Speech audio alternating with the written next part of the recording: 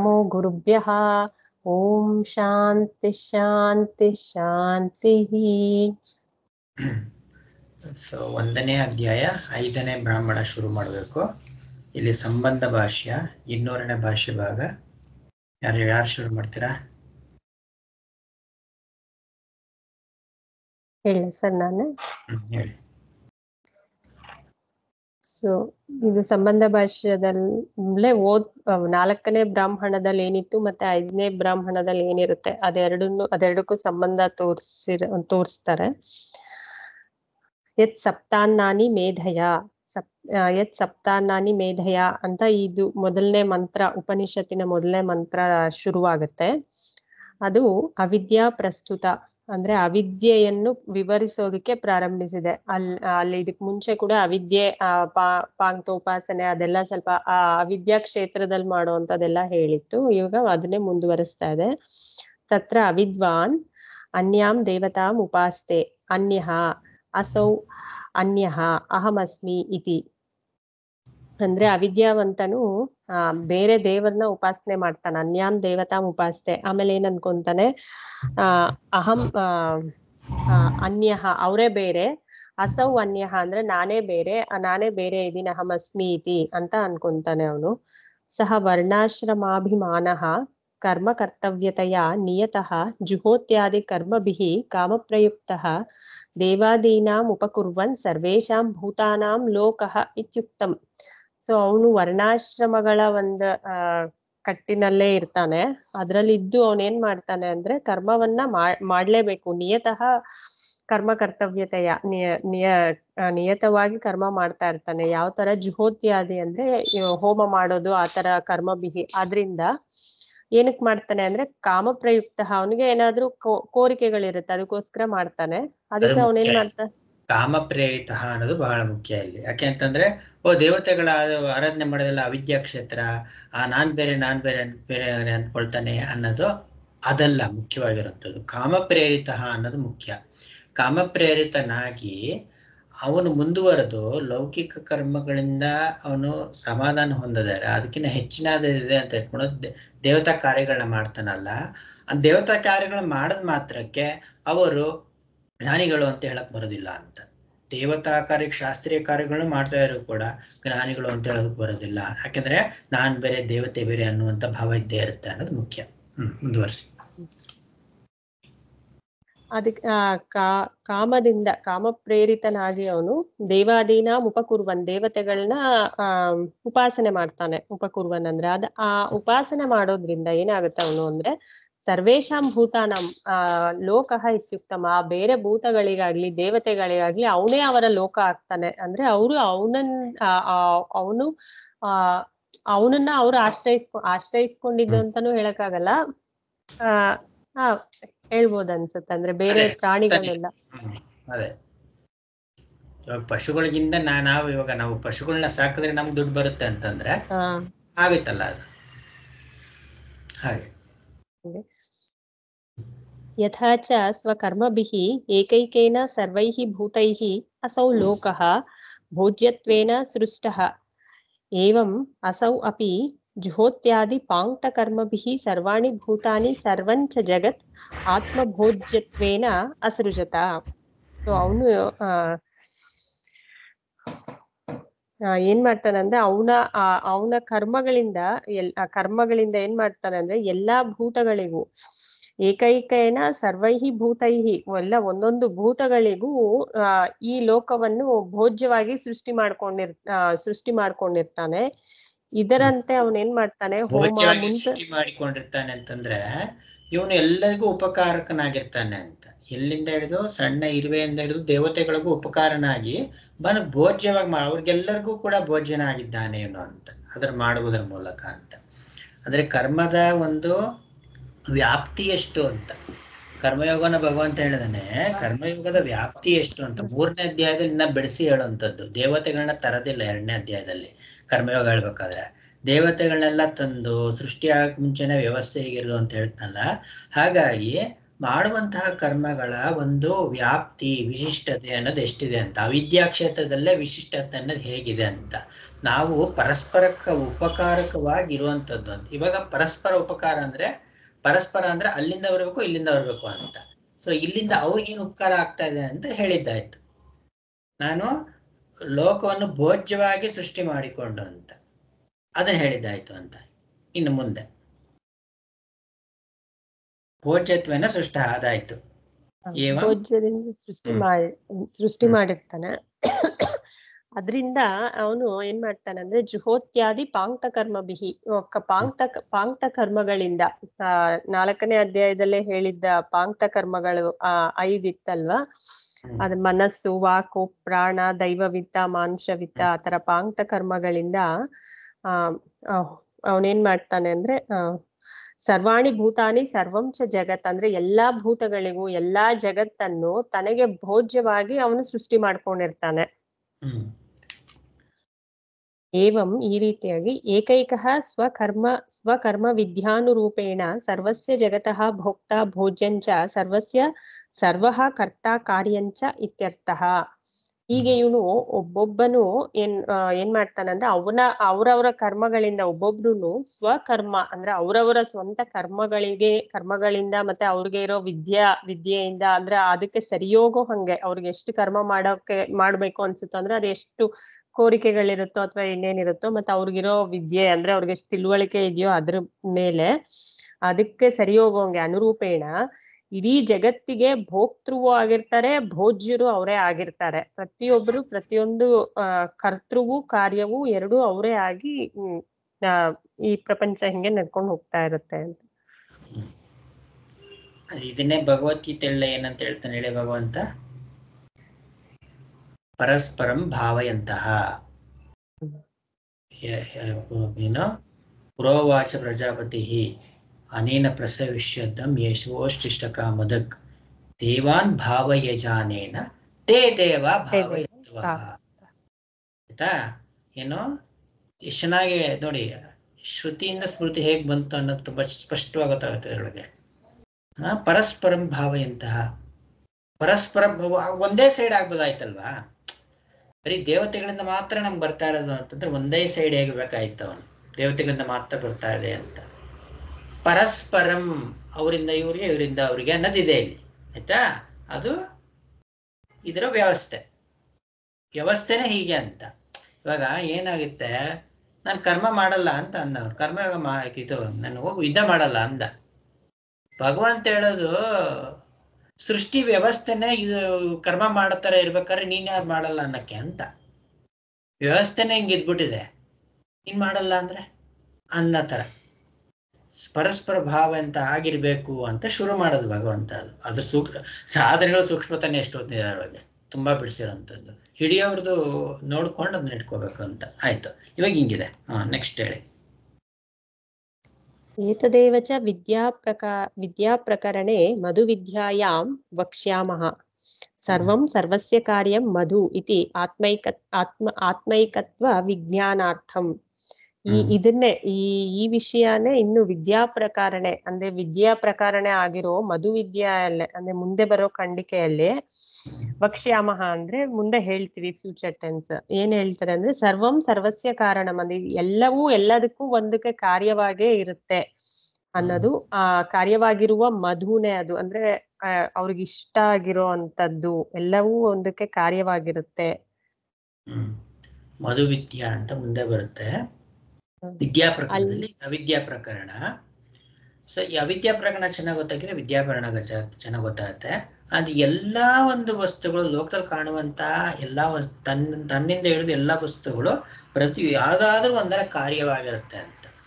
ಯಾವುದಾದ್ರೂ ಒಂದ ಕಾರ್ಯವೇ ಆಗಿರುತ್ತೆ. ಮತ್ತೆ ಇಲ್ಲಿ ಪರಸ್ಪರವಾಗಿ ಅವಲಂಬಿತವಾಗಿ ಇರುವಂತದ್ದಾಗಿದೆ. ಇಲ್ಲಿ ಯಾವುದು ಪರಸ್ಪರವಾಗಿ ಅವಲಂಬಿತವಾಗಿ ಇರುತ್ತದೆಯೋ ಅದು ನಿಜವಾಗಿ ಇರುವಂತದ್ದಲ್ಲ ಅಂತ. ಇದು ಯಾರು ಋಷಿ ಯಾರು ಗುರುಗಳು ಯಾರು ಇಲ್ಲಿ ಶಿಷ್ಯರು ಯಾರು ಅಂತ ಹೇಳಿದ್ದಾರೆ ನೆನಪಿದ್ಯಾ? ಮಧು ವಿದ್ಯೆಯಲ್ಲಿ ದದ್ಯಂಗ ಮಹರ್ಷಿಗಳ ದದ್ಯಂಗ ಅಥರ್ವಣ ಮಹರ್ಷಿಗಳು ಅಂತ ಗುರುಗಳು, ಅಶ್ವಿನಿ ದೇವತೆಗಳ ಶಿಷ್ಯರು. ಆಯ್ತಾ. ಆ ಅಶ್ವಿನಿ ದೇವತೆಗಳು ಆ ವಿದ್ಯೆ ತಿಳ್ಕೊಳ್ಬೇಕು ಅಂತಂದ್ರ ಎಂತ ಕೃತ್ಯ ಮಾಡಕ್ ರೆಡಿ ತಯಾರಿರ್ತಾರೆ ಅಂತಂದ್ರೆ, ಗುರುಗಳಾದಂತ ದದ್ಯಂಗ ಅಥರ್ವ ಮಹರ್ಷಿಗಳನ್ನ ಕತ್ತನ್ನ ಕಡಿದು ಕುದುರೆ ಕತ್ತನ್ನ ಸೇರಿಸಿ ಅದರಿಂದ ಉಪದೇಶ ತಗೊಂತಾರೆ.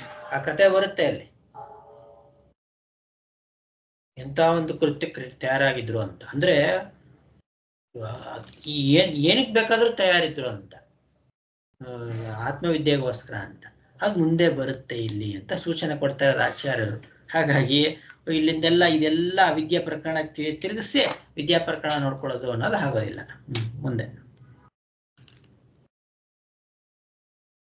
ಯತ್ ಅಸೌ ಜುಹೋತ್ಯಾದಿನ ಪಾಂಕ್ತೇನ ಕಾಮ್ಯೇನ ಕರ್ಮಣ ಆತ್ಮಭೋಜ್ಯತ್ವೇನ ಜಗತ್ ಅಸೃಜತ ವಿಜ್ಞಾನೇನ ಚ ತತ್ ಜಗತ್ ಸರ್ವಂ ಸಪ್ತದಾ ಪ್ರವಿಭಜ್ಯಮಾನಂ ಕಾರ್ಯಕಾರಣತ್ವೇನ ಸಪ್ತಾನ್ನಂ ಇತಿ ಉಚ್ಯತೆ.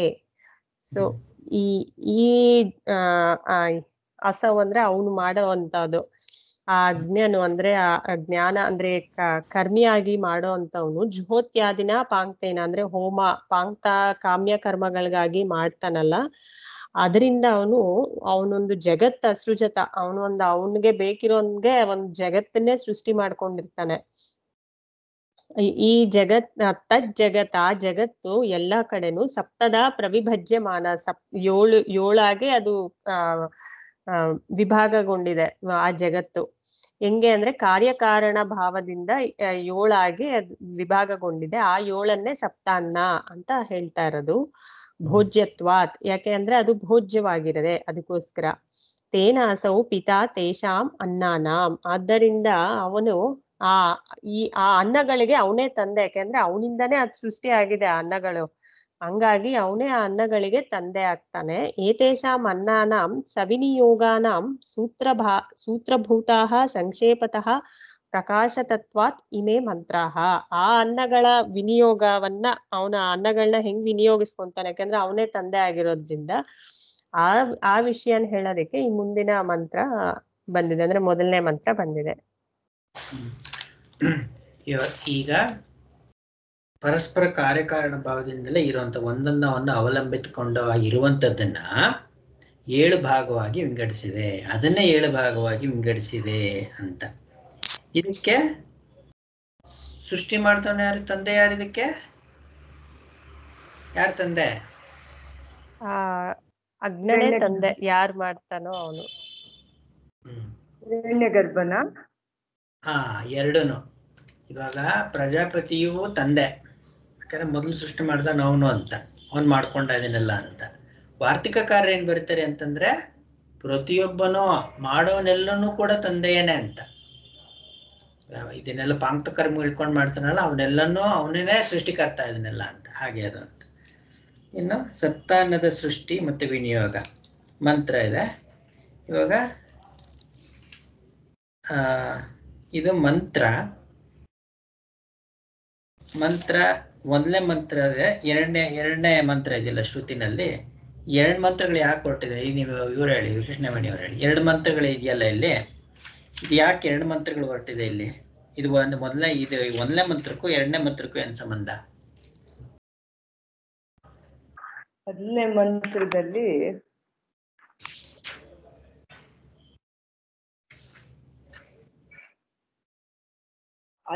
ಅದು ಹೆಂಗೆ ಶುರುವಾಗುತ್ತೆ ಅಂತ ಹೇಳಿದ್ದಾರೆ.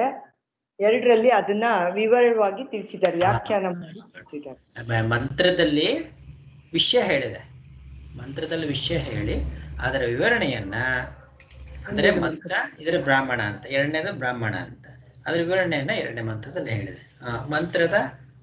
ಮಂತ್ರ ಹೇಳಿ ಇವಾಗ ಸಪ್ತಾನ್ನದ ಮಂತ್ರಗಳು ಹೇಳಿ, ಅದ್ರ ವಿವರಣೆ ಹೇಗೆ? ಇವಾಗ I am not sure. Divya, ನಿಮ್ಗೆ ಏನಾದ್ರು ಟೈಮ್ ಆಗಂಗಿದ್ರೆ ಚಾಟ್ ಮಾಡ್ಬೋದು, ನಾನೇ ಮಾಡ್ತಿದ್ದೆ. ಸಪ್ತಾನ್ನಗಳು ಯಾವ್ದು ಅಂತ, ಮತ್ತೆ ಅದರ ವಿವರಣೆ, ಸಪ್ತಾನ್ನಗಳು ಈ ವಿವರಣೆಗೆ ಇಂಥ ವಿವರಣೆ ಕೊಟ್ಟಿದ್ದಾರೆ ಅಂತ. ನಿಮ್ಗೆ ಹೆಂಗೆ ಟೈಮ್ ಆಗುತ್ತೋ ನೋಡ್ಕೊಂಡು, ಅಕಸ್ಮಾತ್ ಟೈಮ್ ಆಗಂಗಿದ್ರೆ, ಇಲ್ಲಾಂದ್ರೆ ಬೇಡ. ಹೇಳಿ. ಸಪ್ತಾನ್ನಾನಿ ಇಂಥ ಮಂತ್ರಗಳ ಮಂತ್ರಾರ್ಥ. ತಂದೆಯು ಸಪ್ತಾನ್ನಗಳನ್ನು ಮೇಧೆಯಿಂದಲೂ ತಪಸ್ಸಿನಿಂದಲೂ ಹುಟ್ಟಿಸಿದನಲ್ಲ, ಅದನ್ನು ಹೇಳಲಾಗುತ್ತದೆ. ಅವನು ಒಂದು ಅನ್ನವು ಸಾಧಾರಣವಾದದ್ದು, ಎರಡನ್ನು ದೇವತೆಗಳಿಗೆ ವಿಭಾಗಿಸಿ ಕೊಟ್ಟನು.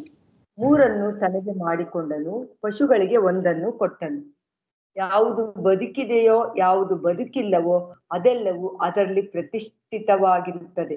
ಯಾವಾಗಲೂ ತಿನ್ನಲ್ಪಡುತ್ತಿದ್ದರೂ ಅವು ಏತಕ್ಕೆ ಕ್ಷಯವಾಗದೇ ಇವೆ.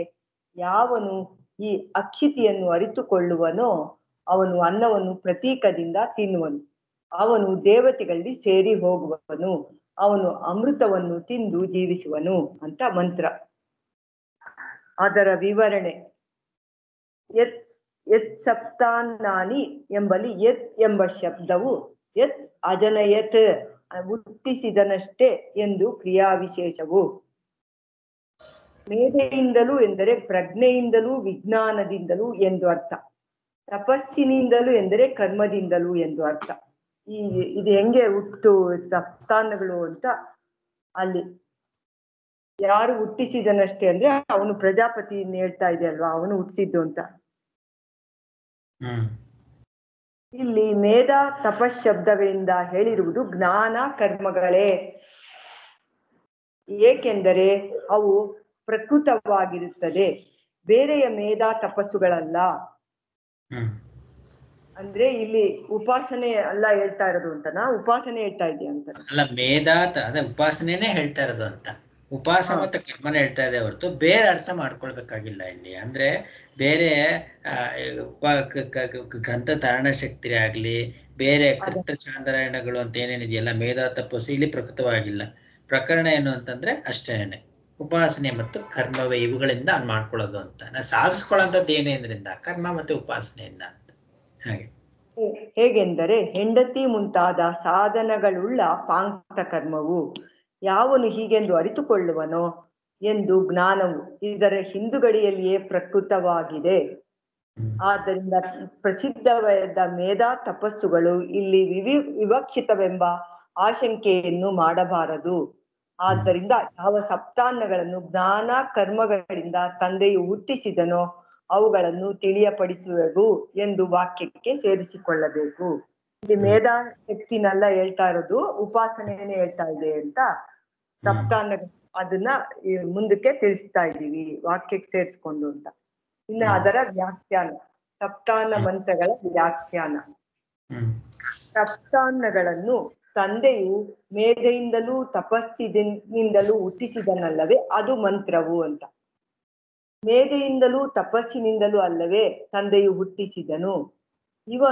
ಇವನ ಒಂದು ಅನ್ನವು ಸಾಧಾರಣವಾದದ್ದು ಎಂದು ಮಂತ್ರವು. ಈಗ ಈ ತಿನ್ನುತ್ತಾರಲ್ಲ, ಇದೇ ಇವನ ಸಾಧಾರಣವಾದ ಅನ್ನವು. ಇವನು ಇದನ್ನು ಉಪಾಸಿಸುತ್ತಾನೋ ಅವನು ಪಾಪದಿಂದ ಬಿಡುಗಡೆಯಾಗುವುದಿಲ್ಲ, ಏಕೆಂದರೆ ಅದು ಮಿಶ್ರವಾಗಿರುತ್ತದೆ. ಎರಡನ್ನು ದೇವತೆಗಳಿಗೆ ವಿಭಾಗಿಸಿ ಕೊಟ್ಟನು ಎಂದು ಮಂತ್ರವು. ಅದು ಎರಡು ಯಾವುದು ಅಂದ್ರೆ ಹುತ ಪ್ರಹೃತ ಎಂದು. ಆದ್ದರಿಂದ ದೇವತೆಗಳಿಗೆ ಹೃತವನ್ನು ಪ್ರಹೃತವನ್ನು ಮಾಡುತ್ತಾನೆ. ದರ್ಶಪೂರ್ಣ ಮಾಸಗಳೆಂದು ಕೆಲವರು ಹೇಳುತ್ತಾರೆ. ಇಲ್ಲಿ ಹುತ ಪ್ರಹೃತ ಅಂದ್ರೆ ಅಗ್ನಿಗೆ ಸಮರ್ಪಣೆ ಮಾಡ್ತಾರಲ್ಲ ಅದು ಹುತ. ಪ್ರಹೃತ ಅಂದ್ರೆ ಅದ ಹೋಮ ಎಲ್ಲ ಆದ್ಮೇಲೆ ಬಲಿಹರಣ ಅದೆಲ್ಲ ಮಾಡ್ತಾರಲ್ಲ ಅದು ಪ್ರಹೃತ ಅಂತ. ದರ್ಶಪೂರ್ಣ ಮಾಸಗಳು ಅಂತ ಕೆಲವರು ಹೇಳ್ತಾರೆ, ಅದಲ್ಲ ಅಂತ ಇಲ್ಲಿ ಹೇಳ್ತಾ ಇದ್ದಾರೆ. ವ್ರತ ಅವೆಲ್ಲ ಅಲ್ಲ, ಚಾಂದ್ರಾಯಣ ಅದೆಲ್ಲ ಮಾಡ್ತಾರಲ್ಲ ಅದಲ್ಲ ಅಂತ. ಆದ್ದರಿಂದ ಇಷ್ಟಿಯಾಜಕನಾಗಬಾರದು. ಪಶುಗಳಿಗೆ ಒಂದನ್ನು ಕೊಟ್ಟನು ಅಂತ ಹೇಳ್ತಲ್ಲ, ದಶಪೂರ್ಣ ಮಾಸಗಳನ್ನು ಕೆಲವರು ಹೇಳುತ್ತಾರೆ ಅಂತ ಶ್ರುತಿಯಲ್ಲಿರುವಂತದ್ದು, ಆಚಾರ್ಯರು ವಿವರಿಸ್ತಾರೆ. ಪಶುಗಳಿಗೆ ಒಂದನ್ನು ಕೊಟ್ಟನು ಎಂದು ಮಂತ್ರವು. ಅದೇ ಹಾಲು, ಯಾವುದು ಎಲ್ಲಾರ್ಗೂ ಕೊಡ್ತಾನಲ್ಲ ಅದು ಹಾಲು. ಏಕೆಂದರೆ ಮನುಷ್ಯರು ಪಶುಗಳು ಮೊದಲು ಹಾಲನ್ನೇ ಉಪಜೀವಿಸಿಕೊಂಡಿರುತ್ತಾರೆ. ಹಾಲಿಂದ ತಾನೇ ಎಲ್ಲಾರು ಮೊದಲು ಜೀವನ ಶುರುವಾಗೋದೇ ಹಾಲಿನಿಂದ. ಆದ್ದರಿಂದ ಹುಟ್ಟಿದ ಮಗುವಿಗೆ ತುಪ್ಪವನ್ನಾದರೂ ಮೊದಲು ನೆಕ್ಕಿಸುತ್ತಾರೆ, ಸ್ತನವನ್ನಾದರೂ ಅನುದಾಪನ ಮಾಡಿಸುತ್ತಾರೆ. ಇನ್ನು ಹುಟ್ಟಿದ ಕರುವನ್ನು ಅತೃಣಾದ ಎನ್ನುತ್ತಾರೆ. ಅದಕ್ಕಿನ್ನೂ ಶಕ್ತಿ ಇರೋದಿಲ್ವಲ್ಲ, ಅದು ತ್ರಾಣ ಇರಲ್ಲ ಅದಕ್ಕೆ, ಅದು ಅತೃಣಾದ ಎನ್ನುತ್ತಾರೆ. ಯಾವುದು ಬದುಕಿದೆಯೋ ಯಾವುದು ಬದುಕಿಲ್ಲವೋ ಅದೆಲ್ಲವೂ ಅದರಲ್ಲಿ ಪ್ರತಿಷ್ಠಿತವಾಗಿದೆ ಎಂದು ಮಂತ್ರವು. ಹಾಲಿನಿಂದನೇ ತಾನೇ ಅದು ಬದುಕಿರೋದು, ಅದಕ್ಕೋಸ್ಕರ ಅಂತ. ಹಾಲಿನಲ್ಲಿಯೇ ಅಲ್ಲವೇ ಯಾವುದು ಬದುಕಿದೆಯೋ ಯಾವುದು ಬದುಕಿಲ್ಲವೋ ಇದೆಲ್ಲವೂ ಪ್ರತಿಷ್ಠಿತವಾಗಿದೆ. ಸಂವತ್ಸರದವರೆಗೆ ಹಾಲಿನಿಂದ ಹೋಮ ಮಾಡಿದರೆ ಪುನರ್ಮೃತ್ಯುವನ್ನು ಗೆಲ್ಲುತ್ತಾನೆ ಎಂದಿದ್ದನ್ನು ಹೇಳಿರುತ್ತಾರಲ್ಲ, ಹಾಗೆಂದು ತಿಳಿಯಬಾರದು. ಹೀಗಂದರಿತವನು ಯಾವ ದಿನದಲ್ಲಿ ಹೋಮ ಮಾಡುತ್ತಾನೋ ಆ ದಿನವೇ ಪುನರ್ಮೃತ್ಯುವನ್ನು ಗೆದ್ದುಕೊಳ್ಳುತ್ತಾನೆ. ಏಕೆಂದರೆ ದೇವತೆಗಳಿಗೆ ಸರ್ವ ಅನ್ನಾದ್ಯವನ್ನು ಕೊಟ್ಟವನಾಗುತ್ತಾನೆ. ಯಾವಾಗಲೂ ತಿನ್ನಲ್ಪಡುತ್ತಿದ್ದರೂ ಅವು ಏತಕ್ಕೆ ಕ್ಷಯವಾಗದೆ ಇವೆ ಎಂದು ಮಂತ್ರ. ಪುರುಷನೇ ಅಕ್ಷಿತಿಯು, ಅವನೇ ಅಲ್ಲವೇ ಆ ಅನ್ನವನ್ನು ಮತ್ತೆ ಮತ್ತೆ ಹುಟ್ಟಿಸುತ್ತಾನೆ. ಯಾವನೇ ಆಗಲಿ ಈ ಅಕ್ಷಿತಿಯನ್ನು ಅರಿತುಕೊಂಡರೆ ಒಂದು ಮಂತ್ರವು, ಪುರುಷನೇ ಅಕ್ಷಿತಿಯು, ಅವನೇ ಅಲ್ಲವೇ ಈ ಅನ್ನವನ್ನು ಧೀಯಿಂದ ಕರ್ಮಗಳಿಂದ ಹುಟ್ಟಿಸುತ್ತಾನೆ. ಇದು ಹಿರಣ್ಯ ಗರ್ಭನಿಂದ ಎಲ್ಲ ಹುಟ್ಟಿದೆ ಅಂತ ಹೇಳ್ತಾ ಇದ್ದಾರೆ. ವಿವರಣೆ ಇಲ್ಲ, ವಿವರಣೆ ಭಾಷೆದಲ್ಲಿ ವಿವರಣೆ ಕೊಡಿ, ಇದೆಷ್ಟು ಓದ್ಕೊಂಡ್ರೆ ಸಾಕು. ಅದನ್ನು ಹೀಗೆ ಮಾಡದೇ ಇದ್ದಿದ್ದರೆ ಕ್ಷಯವಾಗಿ ಬಿಡುತ್ತಿತ್ತು. ಅವನು ಅನ್ನವನ್ನು ಪ್ರತೀಕದಿಂದ ತಿನ್ನುತ್ತಾನೆ ಎಂದು ಮಂತ್ರವು, ಮುಖವೇ ಪ್ರತೀಕವು, ಮುಖದಿಂದ ತಿನ್ನುತ್ತಾನೆ ಎಂದು ಅಭಿಪ್ರಾಯ. ಅವನು ದೇವತೆಗಳನ್ನು ಸೇರಿ ಹೋಗುವನು, ಅಮೃತವನ್ನು ತಿಂದು ಜೀವಿಸುವನು ಎಂಬುದು ಪ್ರಶಂಸೆಯು. ಇದು ಮಂತ್ರದ ವ್ಯಾಖ್ಯಾನ, ಮೊದಲನೇ ಮಂತ್ರದ ವ್ಯಾಖ್ಯಾನ ಉಪನಿಷತ್ನಲ್ಲಿ ಹೇಳಿರೋದು. ಇವಾಗ ಇದಕ್ಕೆ ಬ್ರಾಹ್ಮಣದ ವ್ಯಾಖ್ಯಾನ, 1ನೇ ಮಂತ್ರಕ್ಕೆ ಬ್ರಾಹ್ಮಣದ ವ್ಯಾಖ್ಯಾನವನ್ನ ಆಚಾರ್ಯ ಹೇಳ್ತಾರೆ, ಅದನ್ನ ಹೇಳಿ 202ನೇ ಭಾಷೆದಲ್ಲಿ.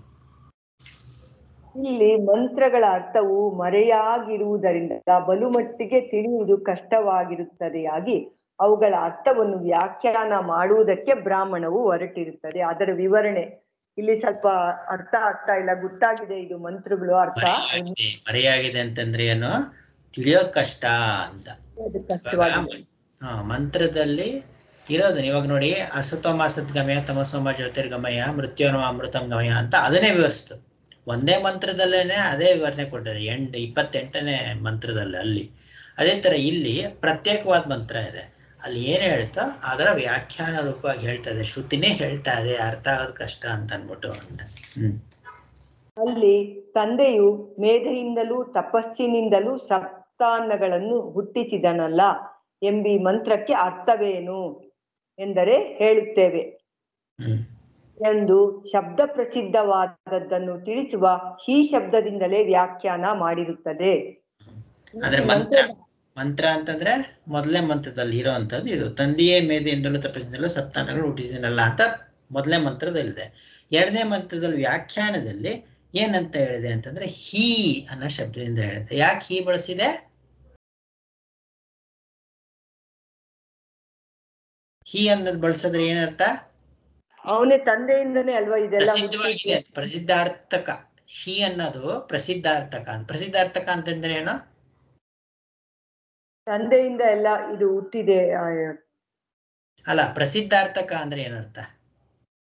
ಅಂದ್ರೆ ಎಲ್ಲರಿಗೂ ಗೊತ್ತಿದೆ ಅಂತ. ಎಲ್ಲರಿಗೂ ಸಾಮಾನ್ಯವಾಗಿ ಗೊತ್ತಿರೋಂಥ ವಿಷಯ ಅಂತ ಹೀ ಅಂತ. ಅದೇ ಕಾಣಪ್ಪ ಅವನು ಅಂತಾರ ಅಂದ್ರ ಆತರ. ಅದೇ ಕಾಣ್ಲ ಅವನೇ ನಿನ್ ಗೊತ್ತಿಲ್ವೇನೋ, ಅದೇ ಎಲ್ಲರಿಗೂ ಗೊತ್ತಿರೋ ವಿಷಯ ಆತರ ಹೀ ಅಂತ ಬರದ. ಅದೇ ಇವಾಗ ನಿನ್ಗೆ ಯಾರಾದ್ರೂ ಯಾರೋ ಋಷಿಗಳ ಬಗ್ಗೆ ಏನೋ ಗೊತ್ತಾಯ್ತು ಅಂತಂದ್ರೆ ಈಗ ಗೊತ್ತಿರಲ್ಲಪ್ಪ. ಇವಾಗ ಬೇಡ, ಇದು ಲೌಕಿಕದಲ್ಲೇ ತಗೊಳ್ಳಿಪ್ಪ. ಇವಾಗ ಏನ್ ಮೆಷಿನ್ ಲರ್ನಿಂಗ್, ಆರ್ಟಿಫಿಷಿಯಲ್ ಇಂಟೆಲಿಜೆನ್ಸ್ ಎಲ್ಲರೂ ಗೊತ್ತಿರುತ್ತಾ? ಯಾರಾದ್ರೂ ಹಳ್ಳಿಯವನ್ನಕ್ಕಾದ್ರೆ ಗೊತ್ತಿರುತ್ತಾ? ಇಲ್ಲ, ಪ್ರಸಿದ್ಧವಲ್ಲ ಅದು. ಹಾಗಾಗಿ ಹೀ ಅನ್ನೋಂಥದ್ದು ಪ್ರಸಿದ್ಧ, ಮೊದಲೇ ಅನ್ನೋ ಪ್ರಸಿದ್ಧ ಎಲ್ಲರಿಗೂ ಅಂತ. ಅರ್ಥ ಆಯ್ತಾ? ನೆಕ್ಸ್ಟ್. ಈ ಮಂತ್ರದ ಅರ್ಥವು ಪ್ರಸಿದ್ಧವೇ ಆಗಿರುತ್ತದೆ ಎಂದು ಅರ್ಥ ಅಲ್ಲೇ ಕೊಟ್ಟಿದ್ದಾರೆ. ಹುಟ್ಟಿಸಿದನಲ್ಲ ಎಂದು ಅನುವಾದ ಸ್ವರೂಪವಾಗಿರುವ ಮಂತ್ರವು ಈ ಅರ್ಥವು ಪ್ರಸಿದ್ಧವೇ ಆಗಿರುತ್ತದೆ ಎಂದೇ ತಿಳಿಸಿರುತ್ತದೆ. ಆದ್ದರಿಂದ ಬ್ರಾಹ್ಮಣವು ತಂದೆಯು ಮೇಧೆಯಿಂದಲೂ ತಪಸ್ಸಿನಿಂದಲೂ ಹುಟ್ಟಿಸಿದನಲ್ಲವೇ ಎಂದು ಯಾವ ಶಂಕೆಯೂ ಇಲ್ಲದೆ ಹೇಳಿರುತ್ತದೆ. ಅಲ್ಲೇನು ಅನುಮಾನನೇ ಇಲ್ಲ, ಅಲ್ಲಿ ಯಾವುದೇ ಅನುಮಾನ ಇಲ್ಲ. ಅದರಿಂದ ಇದು ಸರಿಯಾಗಿದೆ ಅಂತ. ಪ್ರಶ್ನೆ: ಈ ಅರ್ಥವು ಪ್ರಸಿದ್ಧವಾಗಿದೆ ಎಂಬುದು ಹೆಂಗೆ ಪ್ರಸಿದ್ಧ ಇದು ಅಂತ? ಉತ್ತರ ಹೇಳುತ್ತೇವೆ. ಮೊದಲನೆಯದಾಗಿ ಹೆಂಡತಿಯಿಂದ ಹಿಡಿದು ಕರ್ಮದವರೆಗಿನ ಲೋಕಗಳೆಂಬ ಫಲಕ್ಕೆ ಸಾಧನವಾಗಿರುವವಲ್ಲ ಅವಕ್ಕೆ ಇವನು ತಂದೆ ಎಂಬುದು ಪ್ರಸಿದ್ಧವೇ ಆಗಿರುತ್ತದೆ. ನನಗೆ ಹೆಂಡತಿಯಾಗಬೇಕು ಹೇಳಿ. ಹೆಂಡತಿಯಿಂದ ಹಿಡಿದು ಕರ್ಮದವರೆಗಿನ ಲೋಕಗಳೆಂಬ ಫಲಕ್ಕೆ ಸಾಧನವಾಗಿರುವವಲ್ಲ. ಅಲ್ಲ ಇವಾಗ ಫಲಕ್ಕೆ ಏನೇ ಆದ್ರೂ ಕೂಡ ಮಾಡಿ ಪಡೆಯುವಂಥದ್ದು ಲೋಕದ ಕಂಡೇ ಇದೆ ಇದು. ಇವಾಗ ಇದನ್ನ ಶ್ರುತಿಯಲ್ಲೂ ಹೇಳಿದೆ, ಲೋಕದಲ್ಲಿ ಫಲಕ್ಕೆ ಸಾಧನಗಳು ಇವು ಅನ್ನೋಂಥದ್ದು ಪ್ರಸಿದ್ಧವಾಗಿದೆ ಲೋಕದಲ್ಲಿ ಅನ್ನೋದು ಒಂದು. ಆಮೇಲೆ ಇದೇ ಶ್ರುತಿಯಲ್ಲೇನೆ ಶುರು ಆಗಿದ್ದೇನು, ನನಗೆ ಹೆಂಡತಿಯಾಗಬೇಕು. ಹಿಂದಿನ ಬ್ರಾಹ್ಮಣ ಕಡೆ ಆಗ್ಬೇಕಾದ್ರೆ ಹೇಳಿತ್ತಲ್ಲ, ಮೊದಲು ಬ್ರಹ್ಮಚಾರಿಯಾಗಿದ್ದವನು ಅವನಿಗೆ ಭಯಕಾಯಿತು ಅಂತ. ಅದು ಮುಂದೆ ಹೇಳಿ. ನನಗೆ ಹೆಂಡತಿಯಾಗಬೇಕು ಎಂದು ಮುಂತಾಗಿರುವ ವಾಕ್ಯದಿಂದ ಇದನ್ನು ಹೇಳಿಯೂ ಇರುತ್ತದೆ. ಅಲ್ಲೇ ಮೊದಲೇ ಹೇಳಿದ ಇಲ್ಲಿ ಇವಾಗ ಮೊದಲು ಆಚಾರ್ಯರು ಸಾಮಾನ್ಯವಾಗಿ ತಗೊಂಡ್ರು. ಮೊದಲನೇದಾಗಿ ಹೆಂಡತಿಯಿಂದ ಹಿಡಿದು ಕರ್ಮದವರೆಗೂ ಅಂತಂದ್ರೆ ಏನು, ಎಲ್ಲಾ ವಿತ್ತಗಳು, ದೈವಿತ್ತ, ಮಾನುಷ ವಿತ್ತ, ಹೆಂಡತಿ, ಪುತ್ರ ಎಲ್ಲವೂ ಕೂಡ ಕರ್ಮಗಳನ್ನ ಮಾಡೋದಕ್ಕೆ ಅನ್ನೋದು ಪ್ರಸಿದ್ಧವಾಗಿದೆ. ಅದು ಎಲ್ಲರೂ ಮಾಡ್ತಾ ಇರೋಂಥದ್ದು ಎಲ್ಲ ಪ್ರಸಿದ್ಧವಾಗಿದೆ ಅಂತ. ಎರಡನೇದು ಶ್ರುತಿಯಲ್ಲಿ ಹಿಂದಿನ ಬ್ರಾಹ್ಮಣದಲ್ಲಿ ಹೇಳಿಯೂ ಇದೆ ಅದನ್ನೆಲ್ಲ ಅಂತ. ಅಲ್ಲಿ ದೈವವಿತ್ತವಾದ ವಿದ್ಯೆಯು ಕರ್ಮವು ಪುತ್ರನು ಫಲವಾಗಿರುವ ಲೋಕಗಳನ್ನು ಸೃಷ್ಟಿಸುವುದಕ್ಕೆ ಸಾಧನವೆಂದು ಹೇಳಿರುತ್ತದೆ. ಮುಂದೆಯೂ ಹೇಳಲಾಗುತ್ತದೆ. ಇದು ಸಾಧನ ಅಂತಂದ್ರೆ ಏನ? ಸಾಧನ ಅಂತಂದ್ರೆ ಏನ? ಅವೆಲ್ಲ ಸಾಧನ ಅಂತಂದ್ರೆ ಅಂದ್ರೆ ಅದನ್ನ ಮಾಡೋದು ಅಂತ, ಅದನ್ನ ಬಳಸ್ಕೊಳ್ಳೋದು ಅಂತ. ಅದು ಪಾಂಕ್ತವು ಅದನ್ನ ಬಳಸ್ಕೊಂಡು ಸಾಧ್ಯವನ್ನ ಸಾಧಿಸ್ಕೊಳ್ಳೋದು ಅಂತ. ಇವಿಲ್ಲ ಅಂದ್ರೆ ಸಾಧಿಸ್ಕೊಳಕ್ ಆಗೋದಿಲ್ಲ. ಶ್ರೀರಾಮಚಂದ್ರನು ಹೆಂಡತಿ ಇಲ್ಲ ಅಂತಂದ್ರೆ ಅಶ್ವಮೇಧ ಯಾಗವನ್ನ ಮಾಡೋಕ್ ಸಾಧ್ಯ ಇಲ್ಲ. ರಾಮಚಂದ್ರನೇ ಮಾಡಕ್ ಸಾಧ್ಯ ಇಲ್ಲ ಅಂತಂದ್ಮೇಲೆ ಸಾಮಾನ್ಯವರು ಮಾಡಕ್ಕಾಗಲ್ಲ ಅಲ್ವಾ? ಅಂದ್ರೆ ಏನಾಯ್ತು? ಸಾಧನ ಆಯ್ತು. ಚಿನ್ನದ ಸೀತೆಯ ದೇವಿ ಸಾಧನ ಬೇಕೇ ಬೇಕು, ಪತ್ನಿ ಬೇಕೇ ಬೇಕು ಅಲ್ವಾ? ಯಾದಕ್ಕಾಗಿ? ಅಶ್ವಮೇಧ ಯಾಗಕ್ಕಾಗಿ. ಅಶ್ವಮೇಧ ಯಾಗ ಮಾಡೋದು ಯಾದಕ್ಕಾಗಿ? ಅದ ಒಂದು ಫಲಕ್ಕಾಗಿ ಅಲ್ವಾ? ಹಾಗೆ ಅದನ್ನು ಹೇಳುತ್ತದೆ, ಮುಂದೆ ಹೇಳೋದಾಗುತ್ತದೆ. ಇದು ಪ್ರಸಿದ್ಧವೂ ಆಗಿದೆ ಅಂತ. ಇದನ್ನ ಹೇಳ್ಬೇಕಾಗಿಲ್ಲ ಯಾವಾಗ. ಯಾಕೆ ಅಂತ ಅಷ್ಟೊಂದು ಇವಾಗ ಒಂದು ಫಾರ್ ಎ ಟೈಮ್ ಬೀಂಗ್ ಸ್ವಲ್ಪ ಸೈಡ್ಗೆ ಇಟ್ರೆ, ಲೋಕದಲ್ಲಿ ಯಾರಾದ್ರೂ ಏನಾದ್ರು ಮಾಡ್ತಾ ಇದ್ರೆ ಫಲ ಸಿಗುವಂಥದ್ದು ಪ್ರಸಿದ್ಧವಾಗಿರೋದಕ್ಕೋಸ್ಕರ ಮಾಡ್ತಾ ಇದ್ರು, ಇಲ್ಲ ಅಂದ್ರೆ ಬೇರೆದು ಇಲ್ಲ ಮಾಡ್ತಾ ಇದ್ರು, ಮಾಡಲ್ಲ ಅಂತ ಮಾಡ್ತಾ ಇದ್ರ.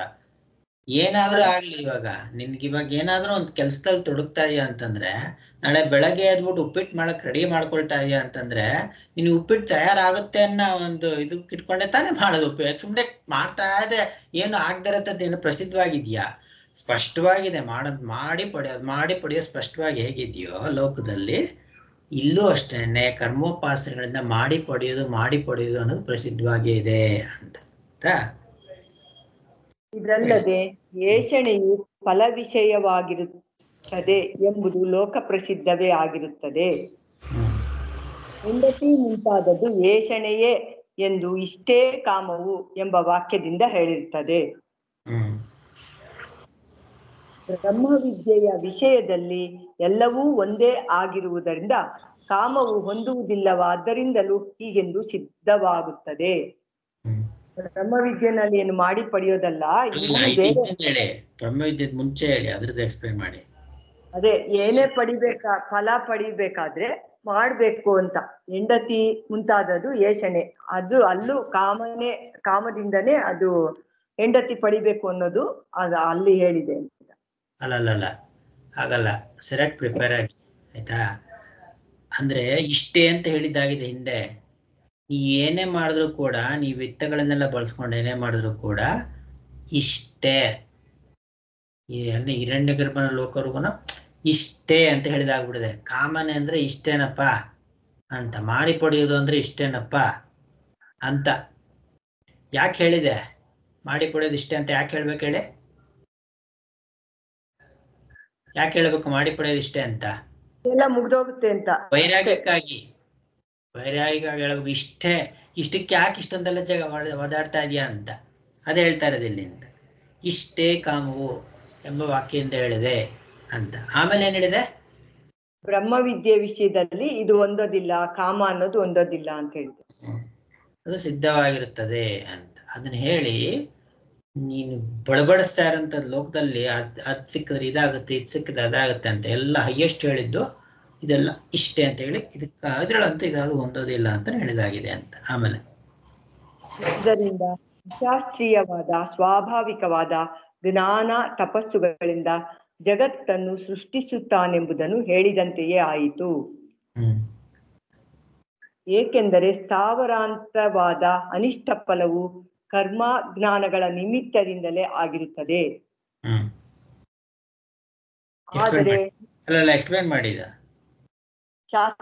ಅಶಾಸ್ತ್ರೀಯವಾಗಿರೋದೇ ಇದೆಲ್ಲ ಅಂತ.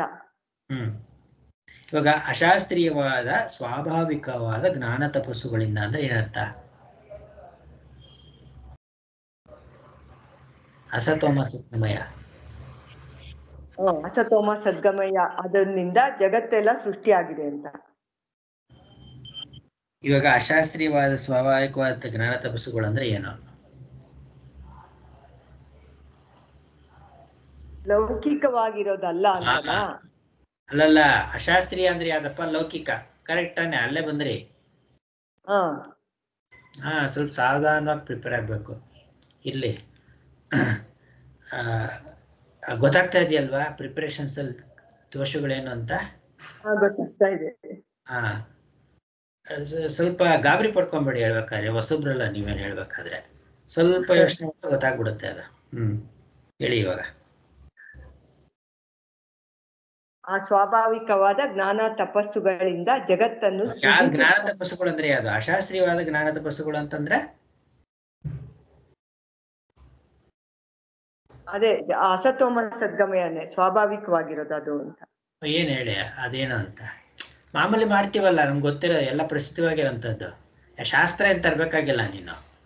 ಇಂಥ ಕಾಮನೆ ಬೇಕು ಅಂತಂದ್ರೆ ಇವಾಗ ನೋಡಿ, ಇವಾಗ ಹಸಿವು ನಿವಾರಿಸ್ಕೊಬೇಕು ಅಂತಂದ್ರೆ ಶಾಸ್ತ್ರದ ಉಪವಾಸನೆ ಮಾಡ್ಬೇಕಾ ಕರ್ಮ ಮಾಡ್ಬೇಕಾ?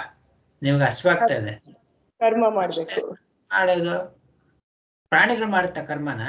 ಇವಾಗ ನಾವು ಹಸಿವು ನೀಗಿಸ್ಕೋಬೇಕು ಅಂತಂದ್ರೆ ಸಂಪಾದನೆ ಮಾಡ್ಕೊಂಡು ತಿಂತೀವಿ, ಪ್ರಾಣಿಗಳು ಹಂಗೆ ತಿನ್ನುತ್ತೆ ತಾನೆ. ಶಾಸ್ತ್ರ ಬೇಕಾಗಿಲ್ಲ ಅದಕ್ಕೆ ಅಲ್ವಾ? ಕರೆಕ್ಟ್ ತಾನೆ? ಅದನ್ನೇ ಜ್ಞಾನ ತಪಸ್ಸು ಅಂತ ಇರೋದು. ಜ್ಞಾನ ಅಂದ್ರೆ ವಿದ್ಯೆ. ಜ್ಞಾನ ತಪಸ್ಸು ಮಾಡ್ಮೇಲೆ ಲೌಕಿಕವಾಗಿ ಮಾಡುವಂತ ಜ್ಞಾನ ತಪಸ್ಸುಗಳು ಅಂತ ಅದಲ್ಲ. ಅದು ಈ ಜ್ಞಾನ ತಪಸ್ಸುಗಳಲ್ಲ. ಅದನ್ನ ಇಂಥದ್ ಮಾಡಿದ್ರೆ ಅನ್ನೋದು ವಿದ್ಯೆ. ಇವಾಗ ಇಂಥ ವಿದ್ಯೆ ಕಲಿತ್ರೆ, ಕಂಪ್ಯೂಟರ್ ಅಲ್ಲಿ ಇಂಥದ್ ಕಲಿತ್ರೆ ಇಂಥ ಕೆಲಸ ಕಲಿಯೋದಿದೆಯಲ್ಲ ಅದು ಜ್ಞಾನ ಅಂತ. ಅದ್ರ ಬಗ್ಗೆ ನಾವು ಮಾಡ್ತೀವಲ್ಲ, ಎಷ್ಟು ಏಕಾಗ್ರತೆಯಿಂದ ಮಾಡ್ತೀವಲ್ಲ ಅದನ್ನ, ಅದೆಲ್ಲ ತಪಸ್ಸುಗಳಿಂದ ಜಗತ್ತನ್ನು ಸೃಷ್ಟಿಸ್ತಾನೆಂದು ಹೇಳಿ ಆಯ್ತು. ಯಾಕೆಂದ್ರೆ ಅದರಿಂದ ಏನಾಗುತ್ತೆ? ಸ್ಥಾವರಾಂತವಾದ ಅನಿಷ್ಟ ಫಲವು ಕರ್ಮಜ್ಞಾನಗಳ ನಿಮಿತ್ತದಿಂದಲೇ ಆಗಿರುತ್ತದೆ. ಇಲ್ಲಿ ವಿವಕ್ಷಿತವಾಗಿರುವುದು ಶಾಸ್ತ್ರೀಯವಾದ ಸಾಧ್ಯ ಸಾಧನ ಭಾವವೇ. ಇಲ್ಲಿ ಹೇಳ್ತಾ ಇರೋದು ಮಾಡಿ ಪಡೆಯೋದು, ಮಾಡೋದು ನಾವು ಸಾಧ್ಯ ಸಾಧನ, ಅದರಿಂದ ಏನ್ ಫಲ ಆಗುತ್ತೆ, ಏನ್ ಉಪಯೋಗಿಸಿ ಮಾಡ್ತೀವಿ ಅಂತ. ಏಕೆಂದರೆ ಬ್ರಹ್ಮವಿದ್ಯೆಯನ್ನು ವಿಧಾನ ಮಾಡುವುದಕ್ಕೋಸ್ಕರ ಅದರಲ್ಲಿ ವೈರಾಗ್ಯ ಉಂಟಾಗಲೆಂದು ಹೇಳಬೇಕೆಂದು ಇಷ್ಟವಾಗುತ್ತದೆ. ಇಲ್ಲಿ ವೈರಾಗ್ಯ ಬರ್ಬೇಕು ಇಲ್ಲಿ ಲೌಕಿಕದಲ್ಲಿ ಅಂತ ಇದನ್ನ ಹೇಳಿದ್ದಾರೆ. ವ್ಯಕ್ತವಾಗಿ ತೋರುವ ಈ ಸಾಧ್ಯ ಸಾಧನ ರೂಪವಾದ ಸಂಸಾರವೆಲ್ಲವೂ ಅಶುದ್ಧವೂ ಅನಿತ್ಯವೂ ದುಃಖವೂ ಆಗಿದ್ದು ಅವಿದ್ಯಾ ವಿಷಯವಾಗಿರುವುದರಿಂದ ಇದರಲ್ಲಿ ವಿರಕ್ತನಾದವನಿಗೆ ಬ್ರಹ್ಮವಿದ್ಯೆಯನ್ನು ತಿಳಿಸುವುದಕ್ಕೆ ಪ್ರಾರಂಭಿಸಬೇಕಾಗಿರುತ್ತದೆ.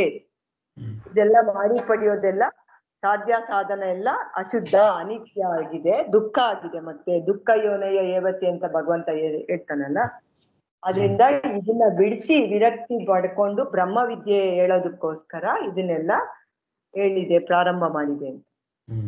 ಅದೇ ಇವಾಗ ಏನ್ ಹಿಂದೆ ಅಸತೋಮ ಸದ್ಗಮಯ ಅಂತ ಏನ್ ಬಂತಲ್ಲ, ಅಸತ್ತು ಅಂದ್ರೆ ಸ್ವಾಭಾವಿಕವಾದಂತಹ ಲೌಕಿಕ ಕರ್ಮಗಳು, ಅದರಿಂದ ಸದ್ ಅಂತಂದ್ರೆ ಶಾಸ್ತ್ರೀಯ ಕರ್ಮಗಳಾಗ ತಗಡೆ ಕರ್ಕೊಂಡೋಗ್ಬೇಕು ಅಂತ, ಮೊದಲು ಇಲ್ಲಿಂದ ಅಲ್ಲಿ ಕರ್ಕೊಂಡೋಗೋದು ಅಂತ. ಸೊ ಇಲ್ಲಿ ಶಾಸ್ತ್ರೀಯ ಕರ್ಮಗಳಿಂದ ಬಿಟ್ಟು ಮೀರಿ ಅದಕ್ಕಿಂತ ಬೇರೆ ಹೋಗ್ಬೇಕು, ಜ್ಞಾನದ ಕಡೆ ಹೋಗ್ಬೇಕು ಅಂತ ಇಲ್ಲಿ ಪ್ರಸ್ತುತವಾಗಿರುವಂತದ್ದು ಶಾಸ್ತ್ರೀಯ ಸಾಧನ ಭಾವವೇ. ಲೌಕಿಕ ಸಾಧನ ಭಾವಗಳನ್ನ ಬಿಟ್ಟು ಶಾಸ್ತ್ರೀಯ ಸಾಧನ ಬನ್ನಿ. ಶಾಸ್ತ್ರೀಯ ಸಾಧ್ಯ ಸಾಧನಗಳಿಂದ ಸಾಧ್ಯ ಸಾಧನಗಳೆರಡೂ ಕೂಡ ಪರಸ್ಪರ ಅವಲಂಬಿತವಾಗಿರುವಂಥದ್ದು. ಅದನ್ನ ಬಿಟ್ಟು ಅದನ್ನ ಮೀರಿ ಅದು ಅಶುದ್ಧವಾಗಿರುವಂಥದ್ದು, ಶುದ್ಧ ಸ್ವರೂಪದ ಕಡೆಗೆ ಹೋಗ್ಬೇಕು ಅನ್ನುವಂಥದ್ದು ಇಲ್ಲಿ ಹೇಳ್ತಾ ಇರುವಂಥದ್ದು ಅಂತ. ಇನ್ನು 203ನೇ ಭಾಷೆಭಾಗ ಹೇಳ್ತೀರಾ ದಿವ್ಯಾ? ಹಾ ಸರ್. ಅನ್ನಗಳ ವಿನಿಯೋಗ, ಸಾಧಾರಣ ಅನ್ನಗಳ ವಿನಿಯೋಗ ಇದೆ ಇದ್ರಲ್ಲೇ. ಮತ್ತೆ ಅದ್ರಲ್ಲಿ ಮೈನ್ ಆಗಿ ಸಾಧಾರಣ ಮೊದಲನೇ ಭಾಗದ ಬಗ್ಗೆ ಇದೆ ಇಲ್ಲಿ. ತತ್ರ ಅನ್ನಾನಾಂ ವಿಭಾಗೇನ ವಿನಿಯೋಗ ಉಚ್ಯತೆ. ಅನ್ನಗಳನ್ನ ವಿಭಾಗಿಸ್ತಾರಲ್ಲ ಅದನ್ನೇ ವಿನಿಯೋಗ ಅಂತ ಹೇಳ್ತಾರದು ಅಂತ ಹೇಳ್ತಾ ಇರೋದಿಲ್ಲಿ. ಅಂದ್ರೆ ಯಾವ ಅನ್ನ 7 ಅನ್ನಗಳಲ್ಲೇ ಯಾವ್ಯಾವ್ದಕ್ಕೆ ಉಪಯೋಗಿಸ್ತಾರೆ ಅಂತ ಹೇಳ್ತಾ ಇದ್ದಾರೆ. ಏಕಮಸ್ಯ ಸಾಧಾರಣಂ ಇತಿ ಮಂತ್ರಪದಂ. ಅದರಲ್ಲೇ ಒಂದ್ ಅನ್ನವು ಸಾಧಾರಣವಾದದ್ದು ಅಂತ ಮಂತ್ರದಲ್ಲೇ ಬಂದಿರೋದು, ಮಂತ್ರದಲ್ಲಿ ಇರುವಂತ ವಾಕ್ಯ. ತಸ್ಯ ವ್ಯಾಖ್ಯಾನಂ ಇದಮೇವ ಅಸ್ಯ ತತ್ ಸಾಧಾರಣಂ ಅನ್ನಂ ಇತಿ ಉಕ್ತಂ. ಸೊ ಅದರ ವ್ಯಾಖ್ಯಾನ, ಅದರ ವಿವರಣೆಯನ್ನೇ ಇಲ್ಲಿ ಸಾಧಾರಣವಾದ ಅನ್ನ ಅಂತ ಹೆಸರಿಂದ ಹೇಳಿದೆ. ಅಸ್ಯ ಭೋಕ್ತೃ ಸಮುದಾಯಸ್ಯ, ಇದು ಭೋಕ್ತೃ ಸಮುದಾಯಕ್ಕೆ ಅಂತ ಅಂದ್ರೆ ಅಸ್ಯ ಅಂದ್ರೆ ಇವನ ಎಂದರೆ ಈ ಭೋಕ್ತೃ ಸಮುದಾಯಕ್ಕೆ ಎಂದರ್ಥ. ಕಿಂ ತತ್, ಯಾರದು ಭೋಕ್ತೃ ಸಮುದಾಯ ಅಂದ್ರೆ ಭೋಗಿಸೋನು. ಭೋಕ್ತೃ ಅಂದ್ರೆ ಮಾಡೋನು, ಕರ್ತೃ ಅಂತಾರಲ್ಲ ಹಂಗೆ, ಕರ್ತ ಅಂತ ಹಂಗೆ ಅನುಭವಿಸೋನು. ಕಿಂ ತತ್ ಅದ್ ಯಾವುದು ಅಂದ್ರೆ ಯತ್ ಮಧ್ಯತೆ ಭುಜ್ಯತೆ ಸರ್ವೈಃ ಪ್ರಾಣಿಭಿಃ ಅಹನಿ ದಿನ ಅಹನಿ ಅಂದ್ರೆ ಪ್ರತಿದಿನ. ಯಾವುದು ಎಲ್ಲಾ ಪ್ರಾಣಿಗಳು ಪ್ರತಿದಿನ ತಿಂತಾರಲ್ಲ, ಸರ್ವ ಯತಿದಂ ಅದ್ಯತೆ ಅಂದ್ರೆ ತಿನ್ನದು, ಭುಜ್ಯತೆ ಅದು ಅದನ್ನ ಹೇಳ್ತಾ ಇರೋದು. ತತ್ ಸಾಧಾರಣಂ ಭೋಕ್ತೃತ್ವಂ ಅಕಲ್ಪಯತ್ ಪಿತಾ ಸೃಷ್ಟ್ವಾ ಅನ್ನಂ. ಆ ಅನ್ನವನ್ನು ಅದನ್ನ ಸಾಧಾರಣವಾದ ಅನ್ನ ಅಂತ ಹೇಳ್ತಾ ಇರೋದು. ಪ್ರತಿದಿನ ಯಾವ್ದನ್ನ ಎಲ್ಲಾ ಪ್ರಾಣಿಗಳು ಭುಜಿಸ್ತಾರಲ್ಲ ಅದನ್ನ, ಆ ಅನ್ನವನ್ನೇ ಸೃಜಿಸಿ ಸಾಧಾರಣವಾಗಿ ಎಲ್ಲಾ ಭೋಕ್ತೃಗಳಿಗೆಂದು ತಂದೆಯು ಕಲ್ಪಿಸುತ್ತಾನೆ. ಅದನ್ನೇ ಎಲ್ಲರಿಗೂ ಭೋಕ್ತೃ ಸಮುದಾಯ ಅಂತ ಹೇಳಿಯಲ್ಲಪ್ಪ. ಯಾವ್ದಾದ್ರು ಅಸ್ಯ ಇದೆ, ಎಲ್ಲ ಭೋಕ್ತೃ ಸಮಯ ಎಲ್ಲರೂ ಅದೇ ತಾನೆ. ಅನೇಕ ಕರ್ತೃ ಭೋಕ್ತೃ ಅಂತ ಹೇಳಿದ್ರಲ್ಲ ಜಗತ್ತನ್ನ ಹೇಳ್ಬೇಕಾದ್ರೆ, ಎಲ್ಲರೂ ಕೂಡ ಅವರೇ, ಹುಡುಕಿದ್ರು ಯಾರು ಇಲ್ಲ ಜ್ಞಾನಿಗಳು, ಅವರೇ ಕರ್ತೃ ಭೋಕ್ತೃಗಳು ಎಲ್ಲ ಕಾಣಿಸೋದಿಲ್ಲ. ಎಲ್ಲರೂ ಅಷ್ಟೇನೆ. ಒಂದು ಸಣ್ಣ ಪ್ರಾಣಿ ಕೂಡ ಕರ್ತೃ ಭೋಕ್ತರಾಗಿರುತ್ತೆ. ಒಂದು ಬೀದಿಲಿ ಓಡಾಡ್ತಾ ಇರ್ತ ನಾಯಿ ಅನ್ನ ಹುಡ್ಕೊಂಡು ಹೋಗ್ತಾ ಇರುತ್ತೆ, ಅದು ಕೆಲಸ, ಅದು ಕೆಲಸ, ಅವತ್ತಿನ ಕೆಲಸ ಅದು. ಲಾಯರು ಡಾಕ್ಟರ್ ಕೆಲಸ ಇದ್ದಾರು ಕೂಡ ಅದ್ರ ಕೆಲಸ ಹುಡ್ಕೊಂಡು ಹೋಗೋದಷ್ಟೇ ಕೆಲಸ, ಅನ್ನ ಹುಡ್ಕೊಂಡು ಹೋಗೋದ್ ಕೆಲಸ ಅದು ಅಲ್ವಾ? ಹಾಗೆ ಎಲ್ಲರೂ ಮಾಡ್ತಾ ಇದ್ ನೋಡಿ, ಅದೆಲ್ಲರೂ ಗುಂಜಿಸ್ತಾರಲ್ಲ, ಉಂಡುತ್ತಾರಲ್ಲ, ತಿಂತಾರಲ್ಲ, ಅದು ಸಾಧಾರಣ ಅನ್ನ ಅಂತ ಹೇಳ್ತಾ ಇದೆ ಅಂತ. ಮುಂದುವರ್ಸಿ. ಅದನ್ನ ಸೃಷ್ಟಿ ಮಾಡ್ತಾ ಅಷ್ಟು ಬೇಕಲ್ಲ, ಅದಿದ್ರೆ ಉಪಜೀವಿಸ್ಕೊಂಡ್ರಾಗ ಸಾಧ್ಯ, ಇಲ್ಲಾಂದ್ರೆ ಜೀವನನೇ ಮುಂದುವರಿಯೋದಿಲ್ಲ ಅಂತ. ಸೊ ಭಗವಂತನು ಯಾರೇ ಜೀವನ ಹುಟ್ಟಿಸ್ಬೇಕಾದ್ರೆ ಆಹಾರ ತಯಾರು ಮಾಡಿ ಆಮೇಲೆ ಹುಟ್ಟಿಸ್ತಾನೆ ಅಂತ. ಹುಟ್ಟಿಸಿದ್ಮೇಲೆ ಆಹಾರ ತಯಾರು ಮಾಡೋದಲ್ಲ. ಏನಾದ್ರೂ ಹುಟ್ಟಿಸಿದ್ಮೇಲೆ ತಾಯಿಯ ಸ್ತನದಿಂದ ಹಾಲು ಬರಬೇಕು ಅಂತಂದ್ರೆ ಎಂಥ ವೈವಿಧ್ಯತೆ ಅದು ಅಂತ. ಮಗು ಹುಟ್ಟಿದ ತಕ್ಷಣನೇ ಹಾಲು ಬರುತ್ತಲ್ಲ ತಾಯಿಯ ಸ್ತನದಲ್ಲಿ, ಹೇಗೆ ಅದು ಅಂತ. ಹುಟ್ಟಕ್ಕೆ ಮುಂಚೆನೇ ತಯಾರು ಮಾಡಿರ್ಬೇಕು ಹಾಲು, ಹಾಗೆ ಅಂತ. ಅದೇ ತರ ಎಲ್ಲರಿಗೂ ಕೂಡ ಅನ್ನವನ್ನ ಸೃಜಿಸ್ತಾನೆ ಅಂತ. ಮುಂದೆ ಸಹ ಯಹ ಏತತ್ ಸಾಧಾರಣಂ ಸರ್ವಪ್ರಾಣ ಸ್ಥಿತಿಕರಂ ಭುಜ್ಯಮಾನಂ ಅನ್ನಂ ಉಪಾಸ್ತೆ ತತ್ಪರಃ ಭವತಿ ಇತ್ಯರ್ಥಃ. ಆ ಅನ್ನವನ್ನ, ಸಾಧಾರಣವಾದ ಅನ್ನವನ್ನ ಅಂದ್ರೆ ಎಲ್ಲಾ ಪ್ರಾಣಧಾರಿಗಳಿಗೂ ಸ್ಥಿತಿಯನ್ನು ಕೊಡುವಂತ ಆ ಅನ್ನವನ್ನ ಯಾರು ಉಪಾಸಿಸ್ತಾರೋ ಅವರು ತತ್ಪರಃ ಭವತಿ, ತತ್ಪರನಾಗುತ್ತಾನೆ ಎಂದು ಅರ್ಥ. ಉಪಾಸನಂ ಹಿ ನಾಮ ತಾತ್ಪರ್ಯಂ ದೃಷ್ಟಂ ಲೋಕೆ ಗುರುಮುಪಾಸ್ತೆ ರಾಜಾನಂ ಉಪಾಸ್ತೆ ಇತ್ಯಾದವು. ಉಪಾಸನೆ ಅಂದ್ರೆ ಲೋಕದಲ್ಲೇ ಪ್ರಸಿದ್ಧವಾಗಿದೆ. ಅದರ ತಾತ್ಪರ್ಯ ಅಂದ್ರೆ ಅದರ ಅರ್ಥ, ಗುರುವನ್ನು ಉಪಾಸಿಸುತ್ತಾನೆ, ರಾಜನನ್ನು ಉಪಾಸಿಸುತ್ತಾನೆ ಅಂತ ಎಲ್ಲ ನೋಡ್ತೀವಿ. ಅಂದ್ರೆ ಅವ್ರನ್ನ ಉಪಾಸನೆ ಮಾಡ್ತೀವಿ ಅಂದ್ರೆ ಅವ್ರನ್ನ ಗೌರವಿಸ್ತೀವಿ, ಅವ್ರಿಗೆ ಸೇವಿಸ್ತೀವಿ ಅನ್ನೋ ತರ. ಇವಾಗ ರಾಜ ಇದು ಲೋಕದಲ್ಲಿ ಲೋಕ ಪ್ರಸಿದ್ಧಿ ಅಂತ ರಾಜನ ಉಪಾಸನೆ ಮಾಡ್ತಾನೆ ಅಂದ್ರೆ ಏನು? ರಾಜನ ತೆಗೆಯ ತೈಲಧಾರೆ ಉಪಾಸನೆ ಮಾಡ್ತಾನೆ ಅರ್ಥನ? ಅವನಿಂದ ಪಡ್ಕೊಳ್ಳೋದು ಅಂತ ಅಲ್ವಾ? ಏನಾದ್ರೂ ಇರುತ್ತೆ ಅಂತ. ಇವಾಗ ಏನು ಇವಾಗ ಹುಡುಗಿ ಇದು ಹೇಳ್ತಾರಲ್ಲ, ಕಾಳಾಗ್ತಾನೆ ಅಂತ. ಕಾಳಾಗ್ತಾನೆ ಹುಡುಗಿಗೆ ಅಂತ, ಕಾಳಾಗ್ತಾನೆ, ಕಾಳು ತಗೊಂಡು ಹಾಕ್ತಾನೆ ಅಂತ ಅರ್ಥನ ಅಲ್ಲ. ಆ ಹುಡುಗಿನ ಅದು ಮೋಹಿಸ್ತಾ ಇದ್ದಾನೆ, ಬೇಕು ಅಂತಾನೆ ಅಂತ. ಹಾಗೇನೆ ಇಲ್ಲಿ ರಾಜನ ಉಪಾಸನೆ ಮಾಡ್ತಾನೆ ಅಂತ. ಯಾಕೆ? ಇದಕ್ಕಾಗಿನೇ ಮಾಡ್ತಾನೆ ಅಂತ. ಆದ್ದರಿಂದ ಇಲ್ಲಿ ಮುಂದುವರ್ಸಿ ನೀವೇನೆ. ತಸ್ಮಾತ್ ಶರೀರ ಸ್ಥಿತ್ಯಾರ್ಥನ್ನೋ ಉಪಭೋಗ ಪ್ರಧಾನಃ ನ ಅದೃಷ್ಟಾರ್ಥ ಕರ್ಮ ಪ್ರಧಾನಃ ಇತ್ಯರ್ಥಃ. ಆದ್ದರಿಂದ ಈ ಶರೀರ ಸ್ಥಿತಿಗೆ ಅನ್ನದ ಉಪಭೋಗವೇ ಪ್ರಧಾನವಾಗಿರುತ್ತದೆ ಎಂದರೆ ಅದೃಷ್ಟ ಫಲವುಳ್ಳ ಕರ್ಮ ಪ್ರಧಾನನಲ್ಲದವನು ಎಂದರ್ಥ. ಏನಾಗಂದ್ರೆ ಅಂದ್ರೆ ಕರ್ಮ ಫಲವು ಅದೃಷ್ಟವಾಗಿರುತ್ತೆ, ಕಾಣಲ್ಲ. ಆದ್ರೆ ಇಲ್ಲಿ ಈ ಅನ್ನದ ಉಪಾಸನೆಯಿಂದ ಅವನ ಶರೀರ ಪೋಷಣೆ ಆಗ್ತಾ ಇರುತ್ತೆ. ಅಂದ್ರೆ ನನಗೆ ಇವಾಗ ಏನಾದ್ರೂ ಒಂದು ಊಟ ಬೇಕು ಅಂತಂದ್ರೆ ಅದು ಅದೃಷ್ಟ ಫಲ ಅಲ್ಲ. ನಾನೇನೋ ಉಪಾಸನೆ ಮಾಡಿ ನಾನು ಅನ್ನನ್ ಪಡ್ಕೋಬೇಕಾಗಿಲ್ಲ. ಕರೆಕ್ಟಾ? ಎದುರಿಗೆ ಇರುತ್ತೆ, ನಾನು ಸಂಪಾದನೆ ಮಾಡ್ಕೊಳ್ತೀನಿ, ತಿಂತೀನಿ, ಅದಿರುತ್ತೆ. ಆ ಅದೃಷ್ಟ ಅಲ್ಲ, ಅದು ಸಾಮಾನ್ಯವಾಗಿರುವಂತ ಅನ್ನ ಅದು ಅಂತ. ಅದೃಷ್ಟ ಫಲವುಳ್ಳ ಕರ್ಮ ಪ್ರಧಾನವನಲ್ಲದವನು ಎಂದರ್ಥ ಅಂತ. ಅದೇನು ಆ ಥರದ್ದೇನಲ್ಲ, ಇದು ಆ ಥರ ಇರುವಂಥದ್ದು ಅಂತ. ಭೋಗ ಪ್ರಧಾನವಾಗಿರುವಂಥದ್ದು ಇದು ಅಂತ. ಮುಂದೆ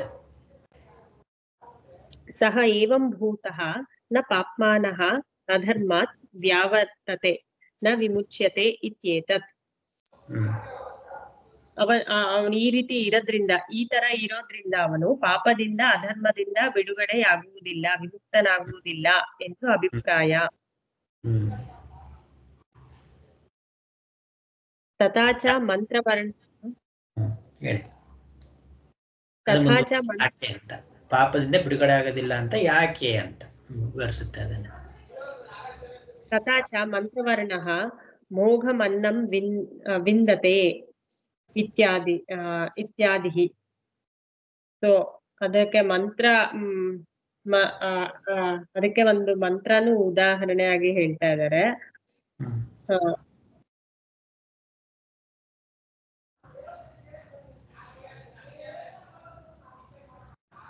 ಮೋಘಂ ಅನ್ನಂ ವಿಂದತೆ.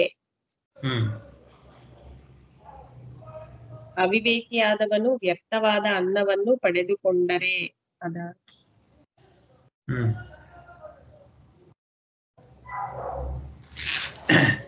ಈಗ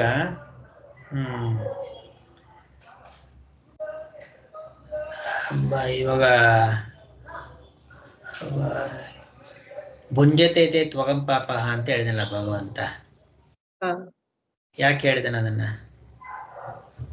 ಅಂದ್ರೆ ಯಾರಿಗೂ ಕೊಡದೆ ಅವನೇ ತಿನ್ನೋದ್ರಿಂದ. ಯಾರಿಗೂ ಕೊಡದೆ ಅಂದ್ರೆ ಭಗವಂತ ಹೇಳೋದು ಯಾವ್ದೇ ಅಂತ?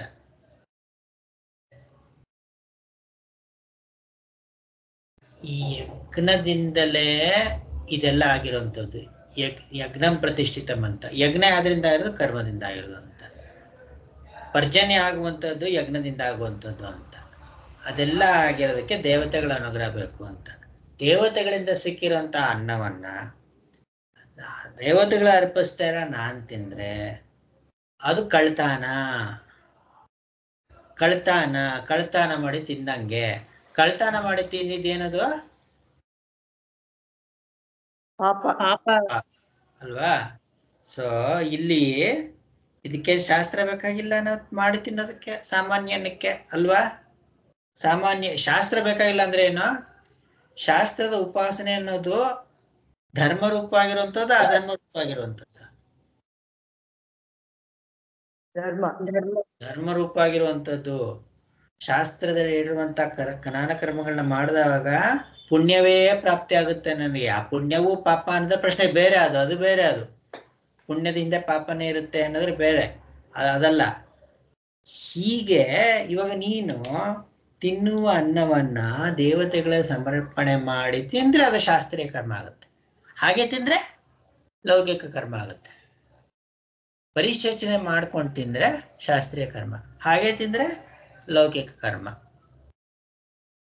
ಟಿವಿ ನೋಡ್ಕೊಂಡು ಇಷ್ಟ ಬಂದಂಗೆ ಇಟ್ಕೊಂಡು ಕೆಲಸ ಮಾಡ್ಕೊಂಡು ಆಫೀಸ್ ಕೆಲಸ ಮಾಡ್ಕೊಂಡು ಏನು ಬೆಲೆ ಕೊಡ್ತಾರೆ ಅನ್ನಕ್ಕೆ ತಿಳ್ಕೊಂಡಿದ್ರೆ ಲೌಕಿಕ ಕರ್ಮ. ಪರಮಾತ್ಮನಿಂದ ಬಂದಿದ್ದಪ್ಪ ಇದು, ಪರಮಾತ್ಮಂಗೆ ಸಮರ್ಪಣೆ ಮಾಡ್ಬೇಕಪ್ಪ ಅಂತಂದ್ರೆ ಶಾಸ್ತ್ರೀಯ ಕರ್ಮ. ಮುಂದುವರಿಸಿ.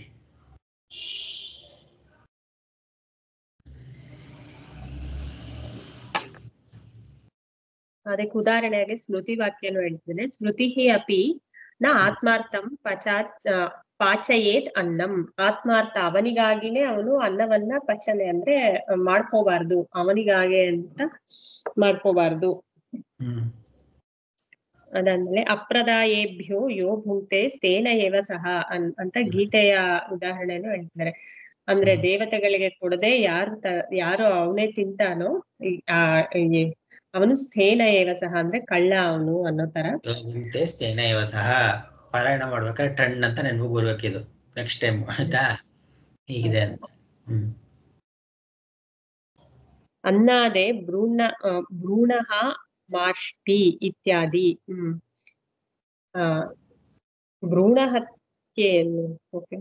ಹತ್ಯೆಯನ್ನು ತನ್ನ ಅನ್ನವನ್ನು ಉಣ್ಣುವಾತನಲ್ಲಿ ಪಾಪವನ್ನು ತೊಳೆದುಕೊಳ್ಳುತ್ತಾನೆ, ಇದೇ ಮುಂತಾದ ಹೀಗೆಂದು ಹೇಳುತ್ತದೆ. ಏನ ಸ್ವಲ್ಪ ಹೇಳಿದ್ದೆ ಅದ್ರ ಬಗ್ಗೆ. ಏನು ಇಲ್ಲೇನು ಕೊಟ್ಟಿಲ್ಲ ಆಚಾರ್ಯರು, ಸುಮ್ಮನೆ ಮಂತ್ರ ಹೇಳ್ಬಿಟ್ಟು ಹೇಳಿದಾರೆ ಹೇಗೆ ಅದು ಅಂತ.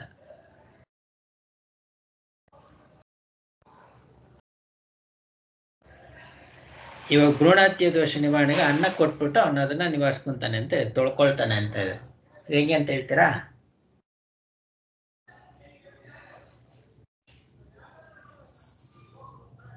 ನೀವು ಕೃಷ್ಣಮಣಿಯವರು, ಯಶೋಧ ಅವರು ಜನರಲ್ ಆಗಿ ಹೇಳಿ, ಏನು ಸಾಮಾನ್ಯವಾಗಿ ಗೊತ್ತೇನಂತಂದ್ರೆ. ಕೆಳಗಡೆ ಅಡಿ ಟಿಪ್ಪಣಿಯಲ್ಲಿ ಕೊಟ್ಟಿದ್ದಾರಲ್ಲ, ಭ್ರೂಣ ಹತ್ಯೆ ಎಂದರೆ ಶ್ರೇಷ್ಠ ಬ್ರಾಹ್ಮಣನನ್ನು ಕೊಂದದ್ದು ಎಂದು ವಾರ್ತಿಕದಲ್ಲಿದೆ. ಎಲ್ಲಕ್ಕೂ ಹೆಚ್ಚಿನ ಪಾಪವು ಅನ್ನದಾನದಿಂದ ಹೋಗುವುದು ಎಂದರ್ಥ. ಅದನ್ನ ಬೇರೆಯವ್ರಿಗೆ ಊಟಕ್ಕೆ ಇಟ್ಬಿಟ್ಟು ಆಮೇಲೆ ಊಟ ಮಾಡ್ತಾ ಇದ್ರಲ್ಲ, ಮನೆಯಲ್ಲೂ ಅಷ್ಟೇ ಯಜಮಾನ ಅದನ್ನು ಎಲ್ಲರದು ಊಟ ಆದ್ಮೇಲೆ ಮಾಡ್ತಾ ಇದ್ನಲ್ಲ, ಅದನ್ನೇ ಹೇಳ್ತಾ ಇದ್ದಾರ? ಅಲ್ಲ ಅಲ್ಲ ಅಲ್ಲ, ಅಂದ್ರೆ ಇವಾಗ ಭ್ರೂಣ ಹತ್ಯೆ ಅಂತ ಹೇಳಿರೋದಕ್ಕೆ ಏನರ್ಥ ಅಂತ ವಾರ್ತಿಕ ಕಾರ್ಯ ಬಿಡಿದ್ದಾರೆ. ಭ್ರೂಣ ಹತ್ಯೆ ಅಂದ್ರೆ ಬ್ರಾಹ್ಮಣನ ಅಂದ್ರೆ ವೇದಾಧ್ಯದಿಂದ ಸಂಪನ್ನವಾಗಿರಂತ ಬ್ರಾಹ್ಮಣನ ಹತ್ಯೆ ಮಾಡಿದ್ರೆ ಅಂತ ದೋಷ ಅಂತ. ಇವಾಗ ತೊಳ್ಕೊಳ್ತಾರೆ ಅಂದ್ರೆ ಏನರ್ಥ? ಅನ್ನವನ್ನು ಉಣ್ಣುವಾತನಲ್ಲಿ ತೊಳ್ಕೊಳ್ತಾರೆ ಅಂತಂದ್ರೆ ಏನರ್ಥ? ಯಾರಿಗಾದ್ರೂ ಅನ್ನದಾನ ಮಾಡ್ತಾನಲ್ಲ, ಊಟ ಇಡ್ತಾನಲ್ಲ, ಅದ್ರಿಂದ. ಹಾಗೇನಾಯ್ತು? ಇವನ್ ಪಾಪ ಏನಾಯ್ತು? ತೊಳ್ಕೊಂಡಂಗ ಪಾಪ ಹೋಯ್ತು ಅಂತ. ಎಲ್ಲೋಯ್ತು?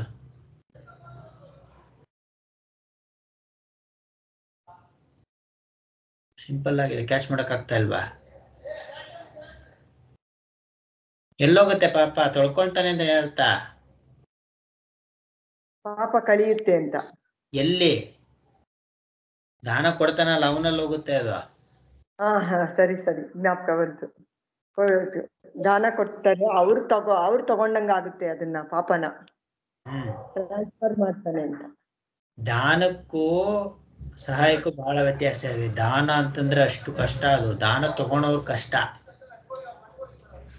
ಇವಾಗ ಪುರೋಹಿತರಿಗೆ ಹೆಣ್ಣು ಕೊಡಲ್ಲ, ಕಾರಣ ಗೊತ್ತಾ? ಅರ್ಚಕರಿಗೆ ಹೆಣ್ಣು ಕೊಡಲ್ಲ, ಕಾರಣ ಗೊತ್ತಾ?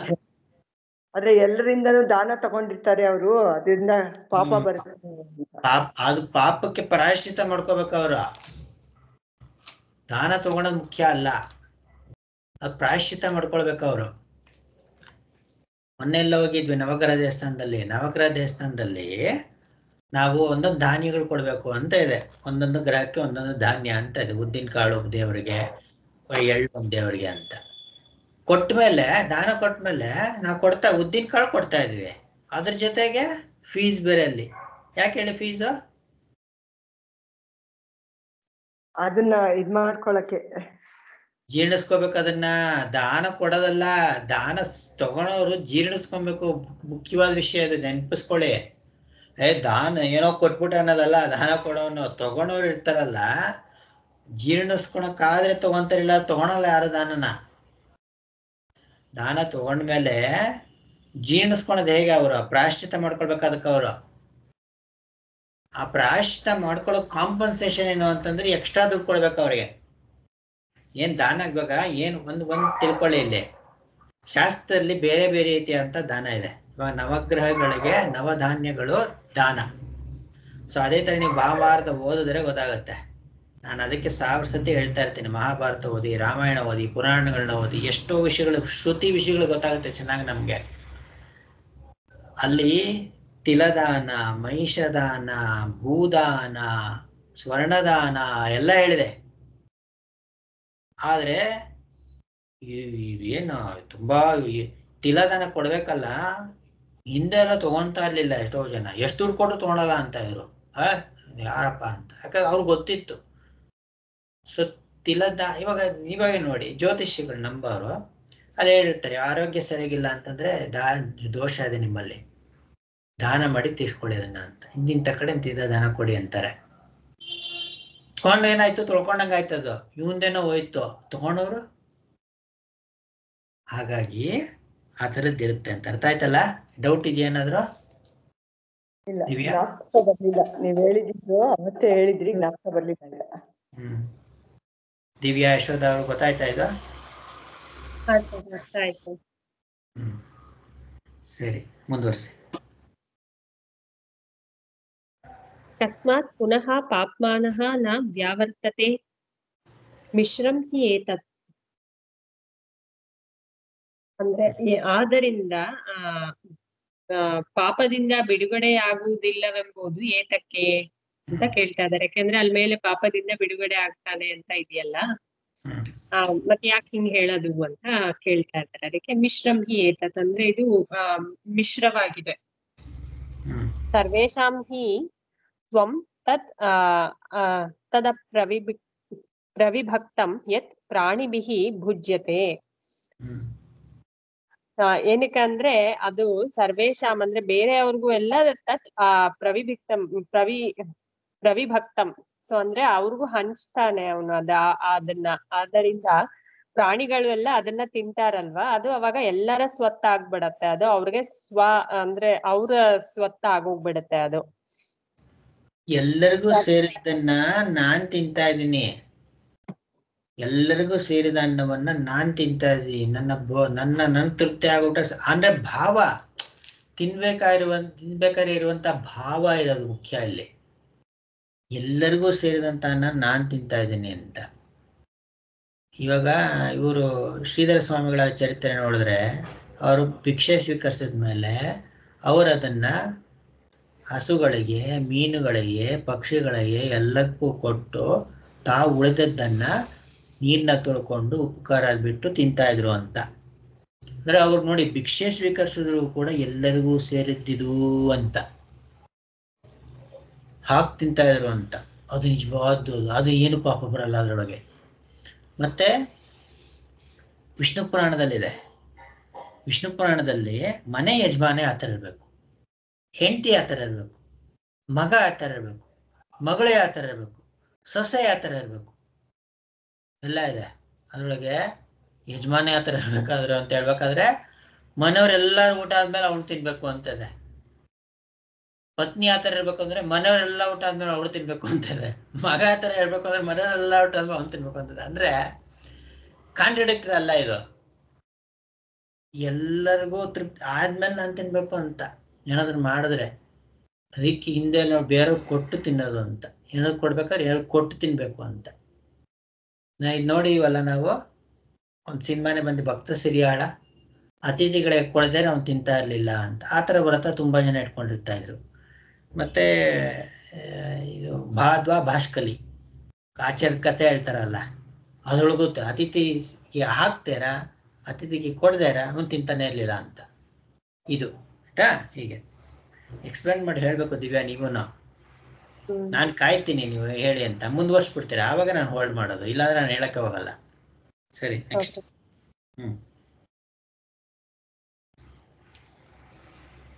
सर्वभोज्यत्वात् एव यः मुखे प्रक्षिप्यमाणः अपि ग्रासः परस्य पीडाकरः दृश्यते ममेदं स्यात् इति हि सर्वेषां तत्र आशा प्रतिबद्धा.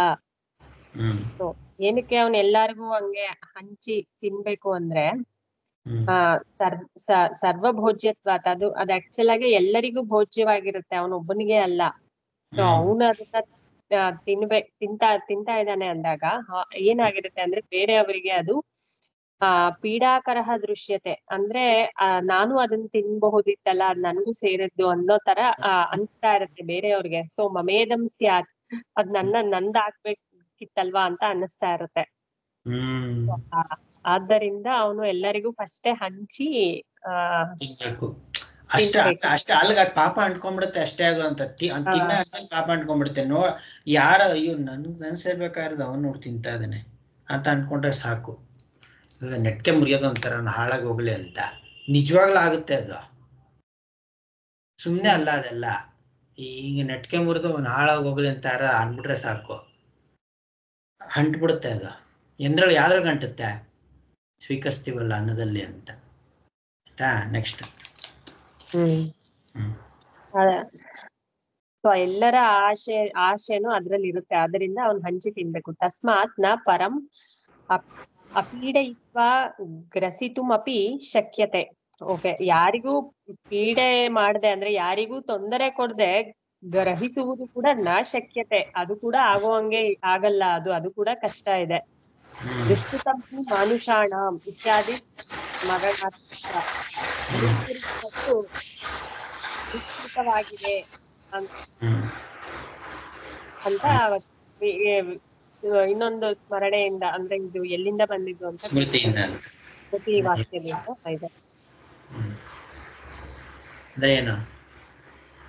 ಅಂದ್ರೆ ಯಾರಿಗೂ ತೊಂದ್ರೆ ಮಾಡದೆ ನಿಜವಾಗ್ಲೂ ಹಂಗ್ ತಿನ್ಬೇಕು ಅನ್ನೋದೇ ತುಂಬಾ ಕಷ್ಟಕರವಾದ ಕೆಲಸ, ಅದು ತುಂಬಾ ದುಷ್ಕೃತ. ಅಂದ್ರೆ ಅದ್ ಮಾಡಕ್ಕೆ ಕಷ್ಟ ಮನುಷ್ಯನಿಗೆ ಆಕ್ಚುಲ್ ಆಗಿ. ಒಂದು ತನ್ನ ತಿನ್ನೋದ್ರೊಳಗೆ ಎಷ್ಟು ಪಾಪ ತಿಂತಾ ಇರ್ತೀವಿ ಅನ್ನೋದೇ ಗೊತ್ತಿಲ್ಲ. ಹಂಗಾಗಿ ಮಿತವಾಗಿ ತಿನ್ಬೇಕು ಅಂತ ಹೇಳೋದು. ನಾವು ಏನೇ ಅನ್ನ ತಿನ್ನೋದು ಪಾಪ ಇಲ್ದ್ರೆ ನಮ್ಗೆ ತಿನ್ನೋದಕ್ಕೆ ಆಗೋದಿಲ್ಲ. ಇವು ಇಷ್ಟು ದೋಷಗಳು ಒಂದಾದ್ರೂ ಒಂದೆರಡು ದೋಷಗಳು ಅಂಟ್ಕೊಂಡಿರುತ್ತೆ. ಒಂದು ಸರಿಯಾಗಿ ಸಂಪಾದನೆ ಮಾಡಿ ತಿನ್ಬೇಕು ಅನ್ನೋದು ಒಂದು. ಎರಡನೇದು ದೋಷಯುಕ್ತ ಆಗಿರ್ಬಾರ್ದು ಅಂತ. 7ನೇ ಚಾಂದೋಕೆ 7ನೇ ಅಧ್ಯಾಯದಲ್ಲಿ ಬರುವಂತ ಆಹಾರ ಶುದ್ಧವು ಸತ್ವ ಸಂಶುದ್ಧಿ ಅಂತ ಶುರು ಆಗುತ್ತೆ ಅಲ್ಲಿ. ಆಹಾರ ಶುದ್ಧವು ಸತ್ವ ಸಂಶುದ್ಧಿ ಅಂತ. ತಿನ್ನೋದೆಲ್ಲ ಆಹಾರ ಅನ್ನೋದು ಪ್ರಶ್ನೆ ಬೇರೆ. ಸ್ಥೂಲವಾದ ಆಹಾರವನ್ನು ತಗೊಳ್ಬೋದು ಅಲ್ಲಿ. ಆಹಾರ ಶುದ್ಧವಾಗಿರ್ಬೇಕು ಆಹಾರ ಅಂತ. ಸರಿ ಸಂಪಾದನೆ ಸರಿಯಾಗಿ ಮಾಡಿರ್ಬೋದು, ಮಾಡ್ಬೇಕಾದ್ರೆ ಬೈಕೊಂಡು ಮಾಡಿದ್ರೆ ಅಯ್ಯೋ ಕರ್ಮ ನನಗಾಗಿ ಮಾಡ್ಕೊಟ್ಬಿಟ್ಟಿದ ನೋಡಿದನ್ನೆಲ್ಲ ಏನ್ ಆಡ್ಬೇಕು ಅನ್ಕೊಂಡು ಅವ್ರು ಬೈಕೊಂಡು ಮಾಡಿರ್ತಾರೋ ಬೈಕೊಂತಾನೆ ಮಾಡಿರ್ತಾರೆ, ಯಾರಿಗೂ ಗೊತ್ತು. ಸೊ ಹೋಟ್ಲಲ್ಲಿ ತಿಂತೀವಿ, ಎಷ್ಟು ಶುದ್ಧಿಯಿಂದ ಮಾಡಿರ್ತಾರೋ, ಶುದ್ಧಿಯಿಂದ ಕ್ಲೀನ್ ಅಂತ ಮಾತ್ರ ಅಲ್ಲ, ಯಾವ ಭಾವದಿಂದ ಮಾಡಿರ್ತಾರೆ ಅಂತ. ಅದಕ್ಕೆ ಹೋಟೆಲ್ ಮಾಡೋರು ಬಿಸ್ನೆಸ್ ಮೈಂಡಿಂದ ಮಾಡಿರ್ತಾರೆ, ಭಾವದಲ್ಲಿ ಮಾಡಿರೋದಿಲ್ಲ. ತಿಂತೀವಿ ನಾವು, ಮನೇಲಿ ಮಾಡಿದ್ರು ಆ ಭಾವದಿಂದ ಮಾಡುತ್ತೆ ಅಂತ ಹೇಳೋದಕ್ಕೆ ಬರೋದಿಲ್ಲ. ಬೇರೆಯವ್ರಿಗೆ ಪಾಪ ಇವಾಗ ತಿನ್ನೋದಕ್ಕೂ ಬರೋದ ಹೆಂಗೆ, ಎಲ್ಲೆಲ್ಲಿಂದ ಬಂದು ಸೇರ್ಕೊಂಡಿರುತ್ತೋ ಗೊತ್ತಿಲ್ಲ ಅನ್ನದಲ್ಲಿ. ಎಲ್ಲೆಲ್ಲೋ ಬಂದು ಸೇರ್ಕೊಂಡು ಅಲ್ಲಿ ಸೇರ್ಕೊಂಡ್ಬಿಡುತ್ತೆ ಅನ್ನದಲ್ಲಿ, ಅನ್ನದಲ್ಲಿ ಬಂದು ಸೇರ್ಕೊಂಡಿರುತ್ತೆ. ಹಾಗಾಗಿ ಒಂದು ತುತ್ತನ್ನ ಕೂಡ ತಿನ್ನಕ್ಕೆ ಸಾಧ್ಯ ಇಲ್ಲ. ಇನ್ನೊಂದೇನು ಅಂತಂದ್ರೆ ಆಹಾರ ಮಾರೋದು ಅಂತಂದ್ರೆ ಪಾಪ ಅದು ಅಂತ ನಮ್ಮ ಶಾಸ್ತ್ರದಲ್ಲಿ. ಆಹಾರ ವಿದ್ಯೆ 2 ಮಾರಿದ್ರೆ ಪಾಪ, ಅವ್ರು ಪ್ರಾಯಶ್ಚಿತ್ತ ಮಾಡ್ಕೊಳ್ಬೇಕು ಅಂತ. ಅವರು ಪಾಪ ಮಾಡೋದಲ್ದಿರ ತಿನ್ನೋರ್ಗೂ ಪಾಪವನ್ನು ಹಂಚ್ತಾರೆ. ಇಷ್ಟೆಲ್ಲ ಕಷ್ಟಗಳಿದೆ ಇವಾಗ. ನಾವು ಅದಕ್ಕೆ ಎಷ್ಟು ಸಾಧ್ಯವೋ ಅಷ್ಟು ನಿಷ್ಠೆಯಿಂದ ಇರ್ತಾ ಇದ್ರೆ ಎಲ್ಲಾರು ಕೂಡ ತಿಳಿದವರು. ಹಂಗಾಗಿ ನೋಡಿ ಬಂದಿರೋ ಕಾನ್ಸೆಪ್ಟ್ ಇದು. ಬ್ರಾಹ್ಮಣರು ಬೇರೆ ಕಡೆ ತಿನ್ನಲ್ಲ, ನಮ್ಗಳ ಮನೇಲಿ ತಿನ್ನಲ್ಲ ಅವರು. ಹಾಗಾಗಿ ಹಿಂದೆ ಏನ್ ಮಾಡ್ತಿದ್ರಂತೆ, ಒಬ್ರು ಯಾರೋ ಇದ್ರದ್ದು ಮಿನಿಸ್ಟರ್ ಇದ್ರಂತೆ, ದೇವರಾಯ ಕುಲಕರ್ಣಿಗಳು ಹೇಳಿದ್ದು. ಆ ಮಿನಿಸ್ಟ್ರನ್ನ, ಅವ್ರ ಮಿನಿಸ್ಟ್ರು ಅಂದ್ರೆ ಅವರು ಶೆಡ್ಯೂಲ್ ಕ್ಯಾಸ್ಟ್ ಆಗಿದ್ರು. ಆ ಮಿನಿಸ್ಟ್ರು ಅವ್ರ ಮನೆ ಕೆಲ್ಸಗಳಾಗ್ಬೇಕು ಅಂದ್ರೆ ಎಲ್ಲರೂ ಬರ್ತಿದ್ರು ಅವ್ರ ಹತ್ರ. ಯಾರಾದ್ರೂ ಬ್ರಾಹ್ಮಣರು ಅವ್ರ ಮನೆಗೆ ಬಂದ್ರೆ ಕೆಲಸ ಮಾಡಿಸ್ಕೊಳಕ್ಕೆ, ಅವರು ಒಂದು ತುತ್ತು ಉಪ್ಪಿಟ್ಟು ಸ್ವಲ್ಪ ಕಾಫಿ ಅದು ಕುಡಿದ್ಮೇಲೆನೆ ಅವ್ರಿಗೆ ಅವ್ರ ಕೆಲಸ ಮಾಡ್ಕೊಡೋದು ಅಂತ. ಏನಾಯ್ತು, ಇವ್ರ ಟಾರ್ಗೆಟ್ ಅದೇನೆ, ಅವ್ರ ನಿಷ್ಠೆ ಕೆಡಿಸ್ಬೇಕು ಅಂತ. ಇವ್ರಿಗೆ ಅದು ಬೇಡಲಿಲ್ಲ ನಿಷ್ಠೆ. ಇವ್ ಯಾಕೆ ತಿಂತಾ ಇರ್ಲಿಲ್ಲ ನಿಷ್ಠೆ ಅಂತ ಈಗ ಗೊತ್ತಾಯ್ತಾ? ಬ್ರಾಹ್ಮಣರು ಎಲ್ಲಾ ಕಡೆ ತಿನ್ನಲ್ಲ, ಏನಾದ್ರೆ ಸೂಕ್ಷ್ಮವಾಗಿ ಹೋದಷ್ಟು ಕಷ್ಟ ಇದು. ಹಾಗಾದ್ರೆ ಬ್ರಾಹ್ಮಣರು ತಿಂತಾರಲ್ಲ ಅವ್ರ ಮನೇಲಿ, ಅವ್ರು ಯಾಕೆ ಶುದ್ಧವಾಗಿರಲ್ವಾ ಅನ್ನೋ ಪ್ರಶ್ನೆ ಬರುತ್ತೆ. ಇವಾಗ ಶುದ್ಧವಾಗಿರಲ್ವಲ್ಲ, ಹಾಗಾದ್ರೆ ಅದೇ ತಿನ್ನಕ್ ಆಗೋದೇ ಇಲ್ಲ, ಅದು ಪ್ರಶ್ನೆ ಬೇರೆ. ಆದಷ್ಟು ಸರಿಯಾಗಿ ಮಾಡ್ಕೊಳ್ಬೇಕು ಅಂತ, ಆದಷ್ಟು. ಇವಾಗ ಅಲ್ಲಿ ಮಾಡ್ಬೇಕಾದ್ರೆ ಅದ್ ಯಾವ ಒಂದು ಸ್ಥೂಲವಾಗಾದ್ರೂ ಮಾಡ್ಲಿ ಹೇಗಾದ್ರೂ ಮಾಡ್ಲಿ, ಈಗ ಮಾಡಿರ್ತಾರೆ ಅನ್ನೋದು ಇಟ್ಕೊಂಡು. ಇವಾಗ ಬೇರೆಯವ್ರ ಮನೆಗಳಲ್ಲಿ ಮಾಡ್ಕೊಂಡವಾಗ ಶಾಸ್ತ್ರೀಯವಾಗಿ ಹೇಗ್ ಮಾಡ್ಬೇಕು, ಏನ್ ಮಾಡ್ಬೇಕು ಅಂತ ತಿಳ್ಕೊಳಿದ್ರೆ, ತಿನ್ನಕ್ಕೆ ಅಂತ ಮಾಡ್ತಾರೆ ಅಷ್ಟೇ. ಒಂದು ಆಹಾರ ತಿನ್ಬೇಕು ಅಂತ ಮಾಡ್ತಾರೆ ಹೊರತು ಶಾಸ್ತ್ರೀಯವಾಗಿ ಮಾಡ್ಬೇಕು ಅಂತ ಮಾಡೋದಿಲ್ಲ. ನೀವು ಹಿಂದಕ್ಕೆ ಹೋಗ್ಬಿಡಿ, ಇವಾಗಿನ ಪರಿಸ್ಥಿತಿ ಬೇಡ, ಹಿಂದಕ್ಕೆ ಹೋಗ್ಬಿಡಿ ಹೇಗ್ ಮಾಡ್ತಿದ್ರು ಅಂತ. ಹಿಂದೆ ಎಲ್ಲವೂ ಕೂಡ ಎಷ್ಟೋ ಜನಕ್ಕೆ ನೆನಪು ಇರುತ್ತೆ, ಒಲೆಗೆ ಅಕ್ಕಿ ಹಾಕ್ತಿದ್ರು ಅಂತ ಅರ್ಪಣೆ ಮಾಡೋದಕ್ಕೆ ಅಂತ, ಎಲ್ಲವೂ ಶಾಸ್ತ್ರೀಯವಾಗಿ ಹಾಗೆ ಮಾಡ್ತಿದ್ರು ಅಂತ. ಪರಿಸ್ಥಿತಿ ಹೀಗಿರೋಂಥದ್ದು. ಇಷ್ಟು ಸಾಕು. ಬೇಕಾದಷ್ಟು ಟೈಮ್ ಆಗ್ಬಿಡಿದೆ ಆಗಲೇ. ಸರಿ, ನೆಕ್ಸ್ಟ್ ಮುಂದಿನ ಭಾಗವನ್ನು ನಾಳೆ ನೋಡೋಣ. ಸರಿ, ನಾಳೆ ಮುಗಿಸ್ಕೊಂಡು ಮೋಸ್ಟ್ಲಿ ನಾಳೆಗೆ ಆಗ್ಬೋದು ಮಾಡಿಕೊಂಡು ಉಪನಿಷತ್ತನ್ನು ಮುಂದುವರ್ಸ್ಕೊಂಡು. ಓಂ ನಮೋ ಬ್ರಹ್ಮಾದಿಭ್ಯೋ ಬ್ರಹ್ಮ ವಿದ್ಯಾ ಸಂಪ್ರದಾಯ ಕರ್ತೃಭ್ಯೋ ವಂಶಋಷಿಭ್ಯೋ ನಮೋ ಮಹಭ್ಯೋ ನಮೋ ಗುರುಭ್ಯ. ಓಂ ಶಾಂತಿ ಶಾಂತಿ ಶಾಂತಿ. ಹರಿ ಓಂ ತತ್ಸತ್. ಶ್ರೀ ಕೃಷ್ಣಾರ್ಪಣಮಸ್ತು.